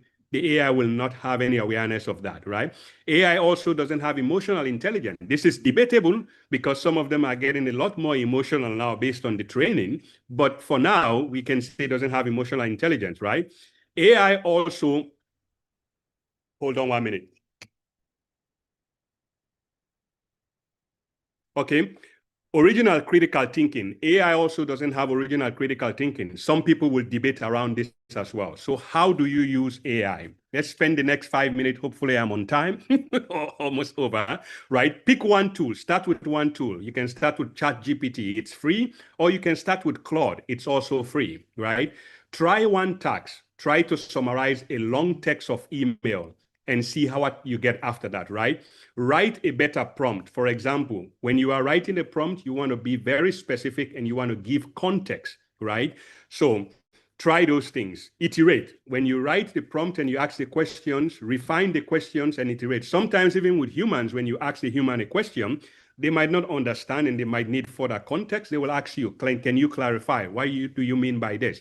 AI does the same thing. Try these 5 things very quickly. There is more on the slides. I'm not going to go through all of them, but I'm going to show you some very quick examples of how I use AI in my everyday work today. For example, for this specific session today, I quickly went to the Parliament of Sierra Leone website and I took one of the laws. This is the State-Owned Enterprise and Government Act. I wanted to summarize this and just get a very quick understanding of what this law is about. So I took that law and I used an AI called Notebook LLM. You can just Google it, Notebook LLM. You just type like this, say Notebook LLM. It's going to come up. You can use it for free. I put this Notebook LLM up and then I took that file, uploaded it into Notebook LLM, and right away Notebook LLM has summarized that act for me. And now it is asking me here if it's suggesting questions that I can ask. For example, I can say, what is the overarching purpose and scope of the act? If I hit this, the AI is now going to look at that act, that document, and is going to summarize it for me. The overarching purpose and scope of the proposed act known as the state-owned enterprise is blah, blah, blah. It can give me all that. If I want, I can say, give me a briefing document. It will generate a briefing document. I can click here and say, generate a timeline. I can click this and say, generate an FAQ document for me based on this document. I can say, generate a body guide for me. Or I can say, actually do a deep podcast, right? And I can say, generate. And what this is going to do is going to use a voice. It could be a male or a female voice. And 2 people are going to start a podcast very quickly, conversing on this document as if they actually created this document. I'm echoing. Okay, so while that is going on, I'm just going to open this very quickly. Here is the briefing document. The briefing document tells me the purpose and the guiding principles. It tells me the governance commission. And again, it just gives me the most important information that I care about, right? I can go back to the studio and I can pull this back. Each one of these basically is using my source. This is AI using my source, and the knowledge I have given it is this document. This is free. You can upload up to 50 documents here, and it will analyze it. I'll show you in real life. Here is, for example, how I use it in real life.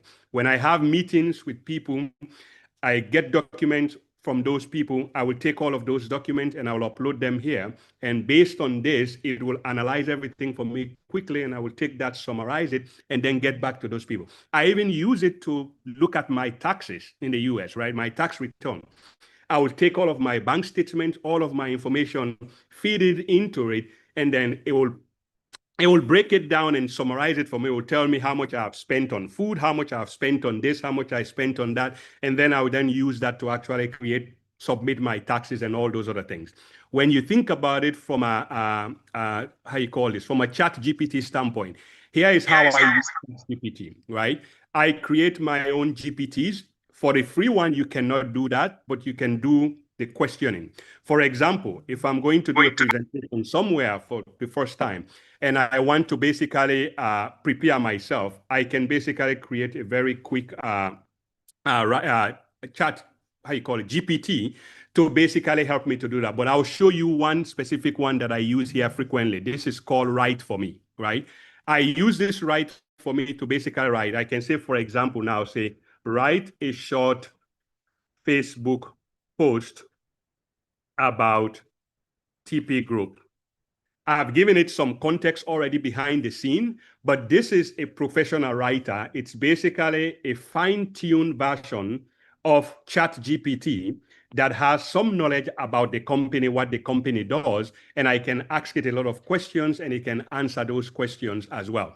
For example, in our company, we do have the TP-Land platform. Our staff use AI that we have trained to basically check Beckett questions, to check MPSC questions, to check WASP questions against the real answers, and then do comparisons and have another expert teacher who will then review it alongside with them later on. But the first review is actually done by non-teachers who are using the AI, but the AI has been trained on the curriculum for this different subject. It has been trained on the content of this different subject, and then they can use it. But all of these, most of these, let me say, are basically available to you free of charge today. If you want to use Claude, for example, if I open Claude here is an example of how I use Claude. Recently, somebody asked me, actually my son asked me about the names. My name is Tamba from the Kisi tribe. That means the second boy child. His name is Sa. He wanted to know more. So here is what I did. I went in to chat to Claude, and I actually asked it a question to do a quick research about names. Let me see if I can pull it here. Kisi bat orders, right?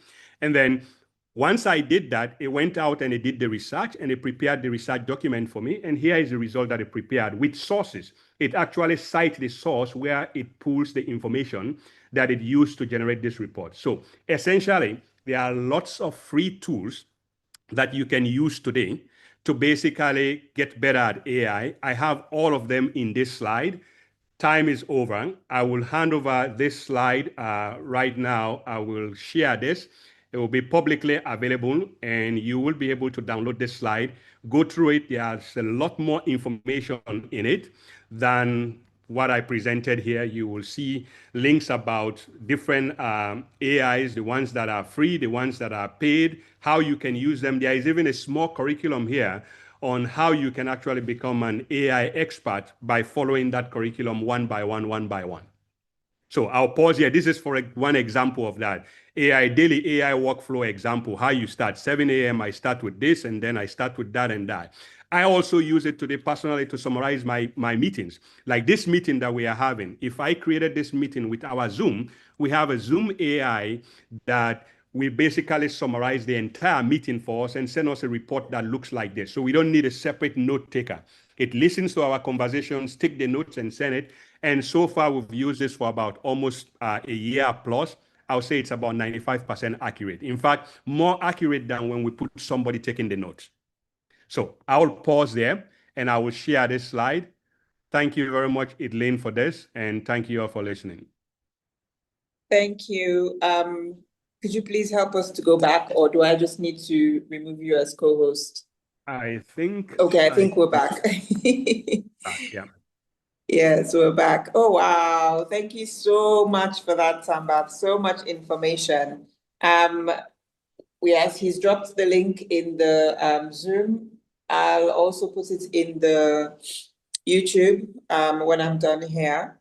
There's just a lot I've been writing as well, so just in case we didn't have the presentation, but I'm looking forward to going through that. There's a group called Sierra Leoneans in Technology, right? SLINT. Yes, SLINT, and yes. yes, and it was SLINT that we asked to give us a member basically to do the presentation. And also Dominic came through SLINT as well. So thank you very much for the support. Samba always supports our work anyway. But we're very grateful, and we hope that you've learned a lot from this. And of course, there's a lot more to learn in the rest of the presentation. So we'll move on quickly now to the Skills Lab Showcase, and we have two labs. One is Lead Sierra Leone, Musa Konde, and the other one is CHA, Creative Hub Africa, and it will be presented by Mohamed S. Hemo. So immediately after Musa, if Mohamed is on, could you please come on for your presentation? So over to you, Musa.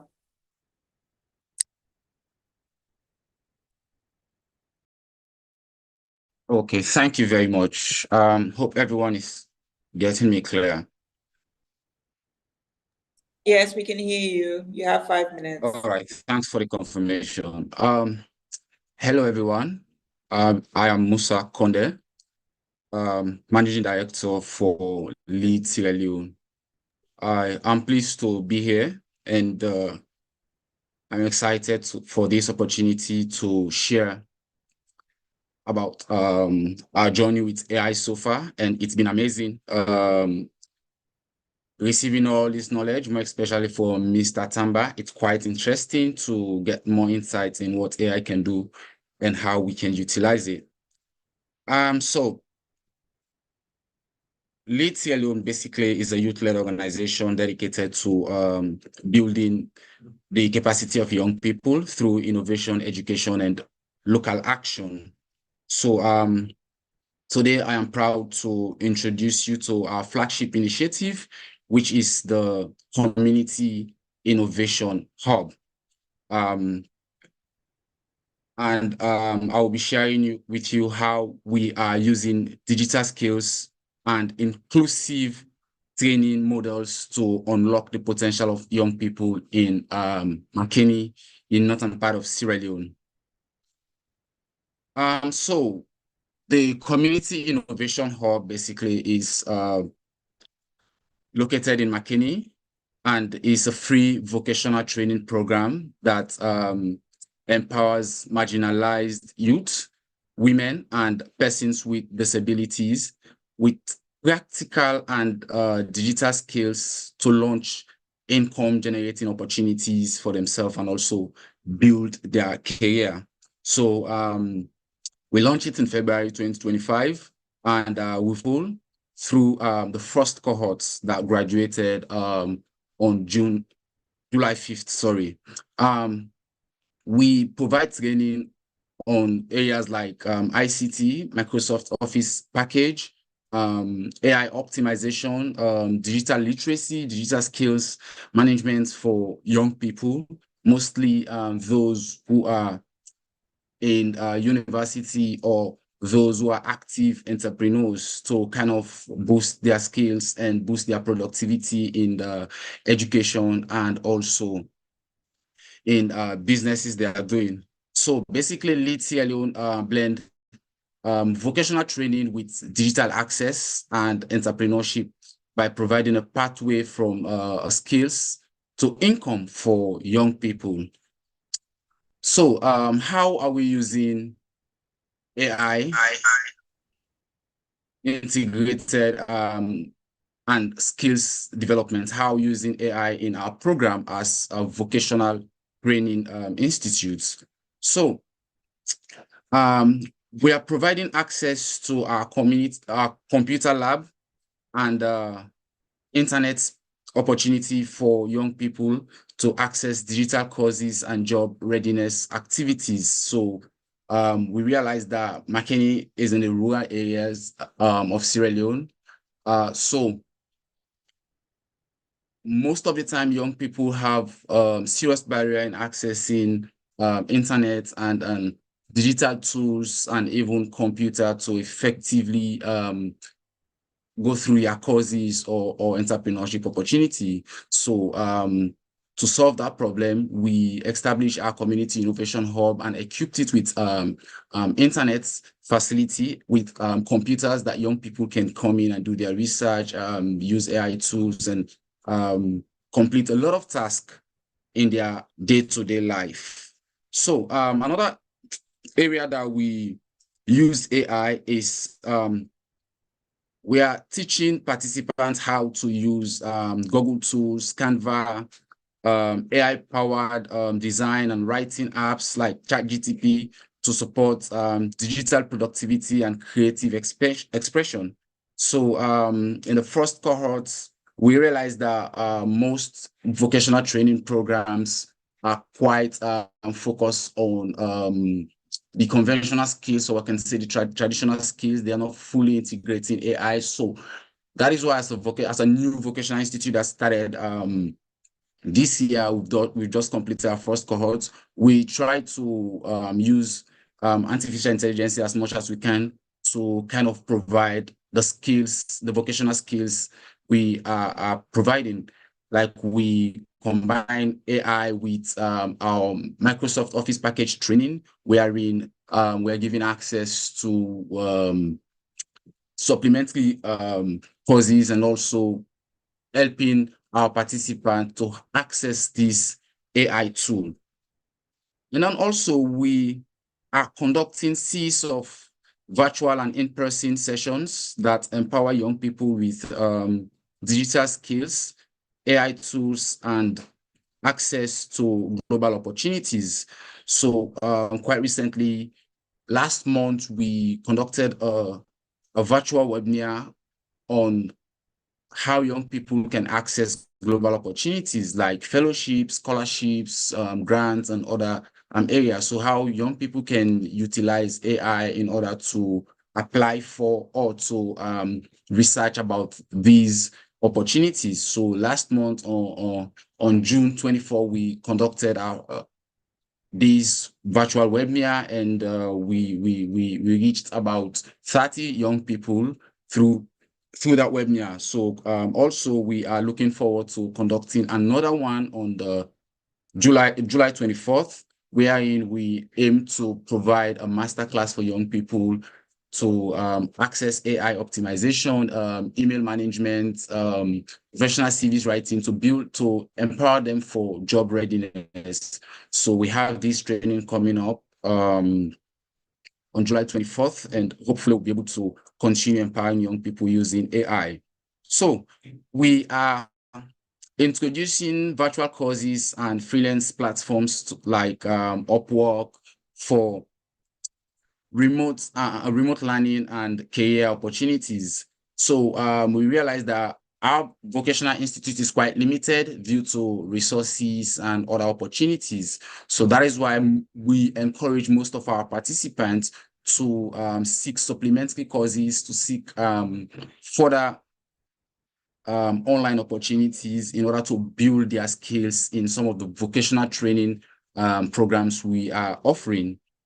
And also, last month, we signed an MOU with a youth-led organization in Nigeria called Mind Visa that has developed an AI-powered platform that aims to provide mental health support for young people. So we would be integrating this Mind Visa app or Mind Visa platform into our programs, and also try to market it to other young people across Sierra Leone, because we realize that mental health is one of greatest crisis of our time, more especially as we are struggling with coach and other drug abuses, and also even young people in universities and entrepreneurship face a lot of mental health issues. So we believe that Mind Visas would be able to support them to gain counseling opportunity and also have one-on-one consultation with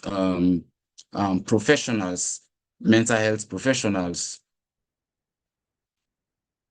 So also beyond our community innovation hub, we are also engaging youth in digital literacy and entrepreneurship in programs like the social equity program that we partnered with Case Salon and J Africa to empower 145 young people on entrepreneurship using digital literacy, mental health, mental wellness, and also ended with pitch development. So through this social equity program, one of the core components is the online digital literacy digital program, that is the JAD entrepreneurship course that we introduced to young people.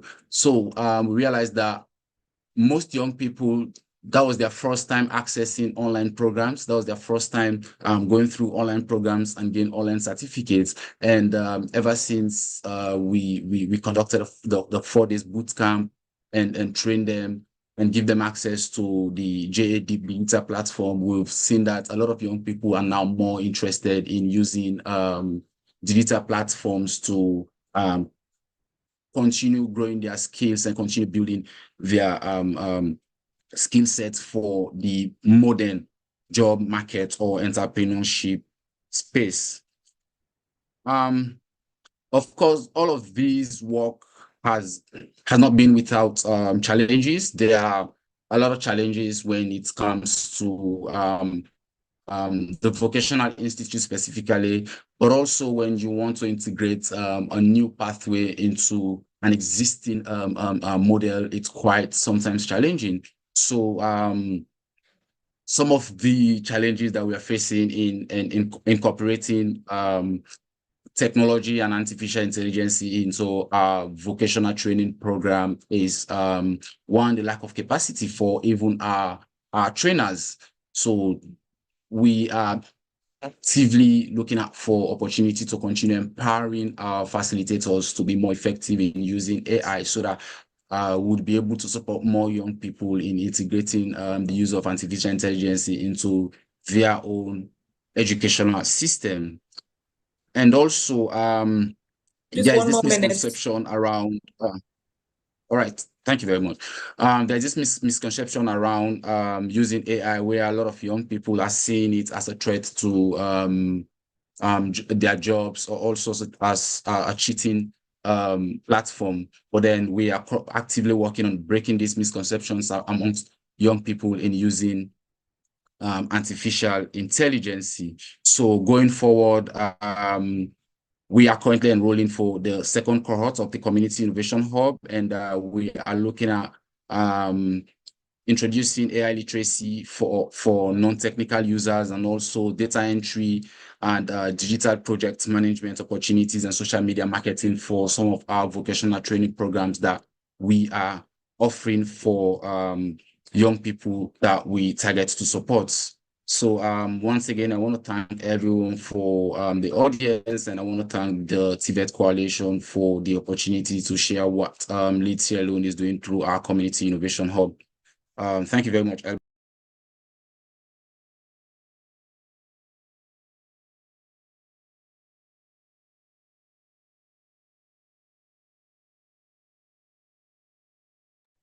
Mohammed, please. Mohammed Hemo.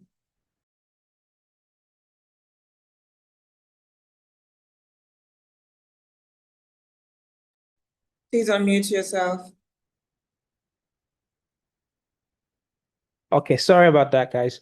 Good afternoon, everyone. I hope you guys are all well. Thank you very much, Ms. Edeline, for the opportunity, and thank you to the previous presenters. Very informative. So my name is Mohamed Emo. I'm basically the head of program here at Creative of Africa. Creative of Africa is basically started up as the first creative hub in Sierra Leone, basically a hub that they want kind of a one-stop shop hub for creative, supporting them through providing them with access to training, access to resources, facilities, but access also to finance, as well as networking and investment opportunities. We started off looking at the creative sectors, but we kind of developed and evolved, kind of pretty much looking more at entrepreneurship, especially from the youth angle. And in terms of the work that we've been doing, we've been fortunate over the past couple of years to take on a lot of digital and financial inclusion projects around entrepreneurship for young people. So most of the work that we've been doing is pretty much looking at entrepreneurship, tech, and innovation. And we've been able to kind of incorporate AI through those work to try and support different beneficiaries, especially young people from different sectors, as well as different disciplines within different sectors as well, not just the creative sector, creative sector, but also looking at tech, looking at agribusinesses, as well as looking at the informal sectors, those are the informal businesses as well in those sectors. In terms of AI, most of the work we've been doing in AI is pretty much looking at it from a business perspective. So we have a different couple of approach in which we've used. So one of them is pretty much working with different partners within the financial and digital inclusion space, in terms of having them come in for the different training programs that we have going to pretty much share their information and about the way they're using AI, and they're using different digital tools within the businesses. So in terms of this, we're talking about banks, for example. We have a good relationship with people like EcoBank, UBA, who are consistently working on digital products, from apps to also different digital online services that they have. So they will come in and basically speak to these young people about the different product they have. Also, we work with telecommunication companies, Orange, Africell, even QCell as well. They would come in and talk about the different tools that they have that intensely focus on using AI as well. And then we also looking at financial inclusion services,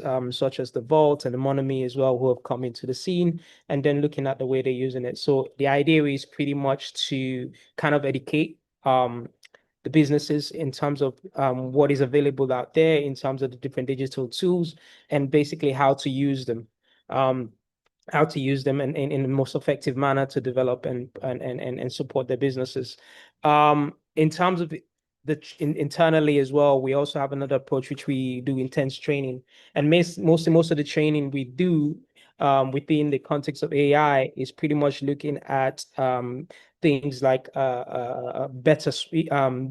at tools like Google tools, but also basically using tools like from fundamental tools, foundational tools such as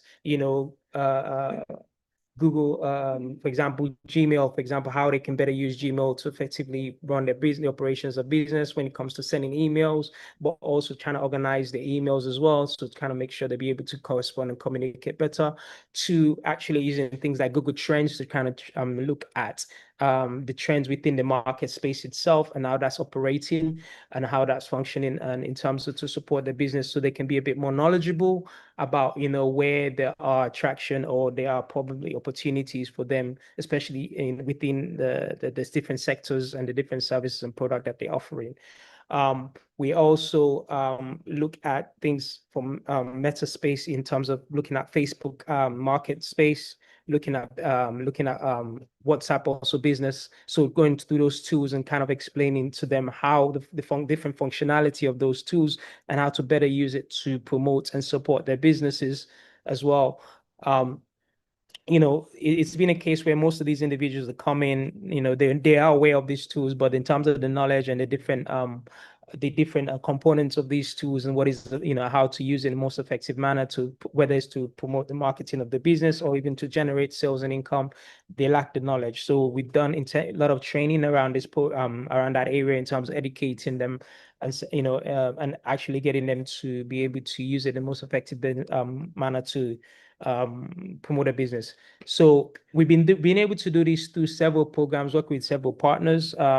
In the past, we've had programs like the Digital Empowerment Program, which is a program we do with UNDP that pretty much focuses on formal and informal businesses, especially businesses led by women, which pretty much focus on the formalization process in terms of getting them not only registered as business, but also developing operational administrative systems within the business, which again relies on using most of the tools that just previously mentioned, within the Google tools, but also Microsoft as well. And then to digital development, which essentially, teaching them about digital marketing. So using different social media platforms and looking at the different functionality, most of them very AI intense, and how to better use it to promote the business, market the business, and then also connecting them with the digital and financial inclusion services like banks and telecommunication companies, also looking at vault economy. And so we've done a lot of training around those services that are available, those tools that are available, and how to better use it to progress their businesses.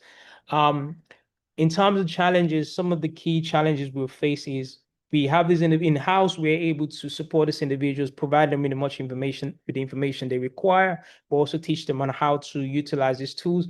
But unfortunately, because a lot of them don't have access to devices, also facing issues such as power, some of the infrastructural problems that we face in Sierra Leone, they are unable to be consistent in terms of using these tools, and also in terms of actually using, the different skills and knowledge that we've kind of equipped them with, once they leave our facility and our space, because of the poor infrastructure, but also because of the lack of access to the necessary devices they need to be able to access these tools. So this has been a major challenge for our beneficiaries. One of the way in which we try and basically address that is obviously allowing our space to be open so they can come in and be able to use our computers, but also be able to get technical support in areas where there are gaps. They might not have knowledge, or they might need a little bit more information, so they can actually be able to use the knowledge and also use the tool in the most effective and efficient manner to support their businesses. So that's one of the ways in which we've been able to address that, but also partnering with different hubs around Freetown, but also outside of Freetown as well, in terms of linking these businesses to these hubs, so they can be able to go in there and be able to use some of their resources and their facilities. And some of them even have devices that they can have access to, but also get the technical and administrative support they require as well. So we're in partner with people like Innovation Hub, but also looking at Bo Innovation Hub as well in Bo. And so we always are very much open to try and support these individuals through that way. Another challenge that we face as well. Another financial challenge as well we face as an organization is obviously most of some of the previous speakers spoke about capacities, having enough individual the capacity to be able to deliver the support within the AI space, in terms of knowledge, in terms of access to opportunity, in terms of access to resources, that these individuals need. So that's another support challenge we face. So to finish up, basically, we pretty much are people who are very progressive in terms of using AI tools, especially within the business landscape, to support and promote these businesses. And it's something which we've been doing for a while, for about a couple of years now, and we continue to do through partnership, but also through very focused and very detailed training, that kind of take people through, this process, especially with the mentorship scheme that we have after the training that we give as well. Thank you very much. Thank you so much to Musa Konde of Lead Sierra Leone and Mohamed S. Hemo of CHA. Please put your details in the chat so that the young people will be able to reach out to you if they have any questions or if they'd like to use your services. At this point, before I hand over to the next two final speakers, I would like to say a big thank you to everybody. I'd also like to say that at this point, I feel like if I didn't have meetings to go to, I'd go straight to bed because I feel so relieved that we're at this point. I got into the office this morning and had them put the generator on, so we didn't have any power cuts. I have my iPad in front of me, I have my phone, and I have my laptop so that we wouldn't have any technical hitches. So I'm grateful that up to this point, we've survived. And I'll hand over to Patrick Samuels, who will basically give us a summary and expectations from a youth perspective. And my colleague, Agatha from the TVET Coalition, she's at YWCA, she will do the closing. So thank you so much again and goodbye. And hand over to Patrick Samuels.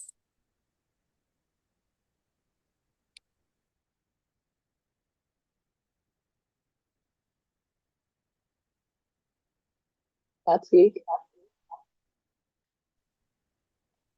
Hello. Am I audible? Yes, you are. Yeah. We can hear you. Okay. So thank you so much for this opportunity, and what an inspiring day this has been so far. Indeed, I think for every young person that has been on this call has something to take home. A lot, so much has been learned, so much of insight, sharing from starting from the first speaker, Madam Elba, giving us the opening remarks from where this all started and what they aim to achieve as an organization and as an institution. And I believe from all the speakers as well, the total line regarding what the expectations are from the organization's perspective or from the perspective of TVET, I would say. So if I am to give an overview as to what we've learned today as young people, I believe there's so much more to take home. If I can just give a feedback or a quick summary from the speakers, I would say today we're not just celebrating skills, we are celebrating hope. Why is it hope? In this artificial intelligence age, I believe, and digitalization age that we are currently in, I believe there's so much more, there's so much noise in the media and so much of distractions for us young people. And it takes commitment, it takes a mind of your own to really do something tangible that will help you and help the people around you, that will help communities, that will help change the narratives in our country today. And my own perspective and expectation from us as young people or from the leaders that are present on this call, I would say is support more investment in infrastructure, in digital infrastructure, because most of the feedback or most of the recommendations that will come up, if you ask most young people why they're not using or they're not utilizing tech or digital platforms, they will say poor internet connectivity, which is a problem of infrastructure. I mean, cost also, because data cost. So these are key to enhancing digital platforms, but also to young people. I believe we need to start learn a digital skill today, regardless of what background you have. You need to have a digital background to couple up, to enhance whatever you are doing. Because if you are, for example, studying law or you're reading law, we just saw an example from from the perspective that was explained by Mr. Tamba, Tamba Lamin, wherein he used a legal document from the Parliament website and then uploaded it on an AI website to analyze and give a brief summary of that particular legal document. So you see, so there's so much more that can complement the work that we do, that can complement our career backgrounds if we utilize digital platforms. And that could start from the basics. I am a fundamental trainer for digital skills. We do girls in ICT at my foundation, Star Catch-up Salon, where we train young girls with the fundamental skills that are required to make their journey into technology. So you need to start from somewhere. Start with the fundamentals. You don't need to just make your way into artificial intelligence because you think it's now popular. Everybody's talking about AI. So it's time for you to just immerse yourself or take a journey into it. Yeah, it's good, but again, start with the basics. Let's start with, for example, you're using WhatsApp. There are so many essential skills, there are so many essential, I would say, components or functionalities that WhatsApp has that most of us are failing to use adequately. There's more beyond just posting status, sending text messages, voice notes, or even voice calls. You can as well schedule meetings using WhatsApp. There's an event scheduling functionality in WhatsApp. You can as well send coordinate for location. Let's say, for example, Madam Elba has an event at her office now, and then she has sent me an invitation, but I don't know her office. I'll ask her to drop me her WhatsApp coordinates for her office. With that coordinate, I'll use Google Map to track the location and navigate my way to our office. That's just basic. But most of us are using this platform, but are not using them efficiently. So I want to say a very big thank you to the TVET Coalition for this opportunity and for shedding light in digitalization, the artificial intelligence, and what it holds for us as young people. There's so much we can gain from it, and there's so much more that we haven't seen. There's more beyond what we hear about AI. Most people think AI is just ChatGPT. Recently, I started learning about not just using artificial intelligence, but also being an AI developer. So I know a whole lot that I believe more that goes beyond what the perspective has been from the day that AI or ChatGPT was first launched to where it is now, how people are using it, and the different means at which we can utilize more digital platforms, not just limiting to artificial intelligence, but also trying to ensure that we have more digital skills that could enhance our work, that could enhance our education, and so many things that we do as young people or as a country. So I will have to stop here for now and say thank you very much for the opportunity. Thank you.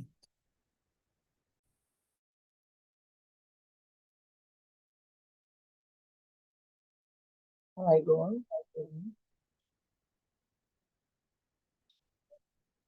Hello? Can I go on? We can hear you, but you're quite faint. Okay, distinguished ladies and gentlemen, everybody, good afternoon. And I am sure we have all come to a grand conclusion of this meaningful virtual program. Sorry, I have my laptop on and my phone on, so let me just leave one because I was afraid of losing the connection. I had to put both of them on together. Am I audible now? Yes, you are. It's been very, very educative and informative. At first, when Mr. Samba started going through the different types of apps that we have, I was like, oh, so AI is not like magic. But I want to thank you, first of all, Chair, for organizing such a wonderful program. It's not been easy. It's not been easy. And to our wonderful speakers, very, very enthusiastic speakers. Thank you so much for throwing light on this. And it's like, I know it's going to cost much. I think it's like because of the year, we'll have to do another one because not many people have joined in, and it's really for so many people to join and have an opportunity to learn. You know, it's also like collaborating with institutions, so that when we talk about AI, like somebody mentioned using your phone, it's not like magic. Because when at first some of us when we heard about guys were like, oh, magic is something new. So we know we've been into it now. It's just like expanding it and then having more education on it, and then we know we are able to make use of the world that we have in. I want to appreciate all of you, our speakers. I am confident that we have gained so much, we have learned so much, and we look forward to having quality mentorship, especially when it comes to training, Mr. Jalo and others. I don't know how it will be possible to catch some of these people because I know it can be very, very challenging and for them to spare time. But when it's on the virtual now, we are able to access them. can organize some form of training again as a coalition, so that we can educate those who are not here. Those who are not here, I know they have missed a lot, so that we are able to equip and sustain development in Sierra Leone. Thank you very much to all our participants, our speakers, and those who have contributed to the success of it. Edwin, thank you so much. Your office has done so much for putting on this extra cost on you. Thank you so much. And then we hope to have more collaborations together as organizations. TVET Coalition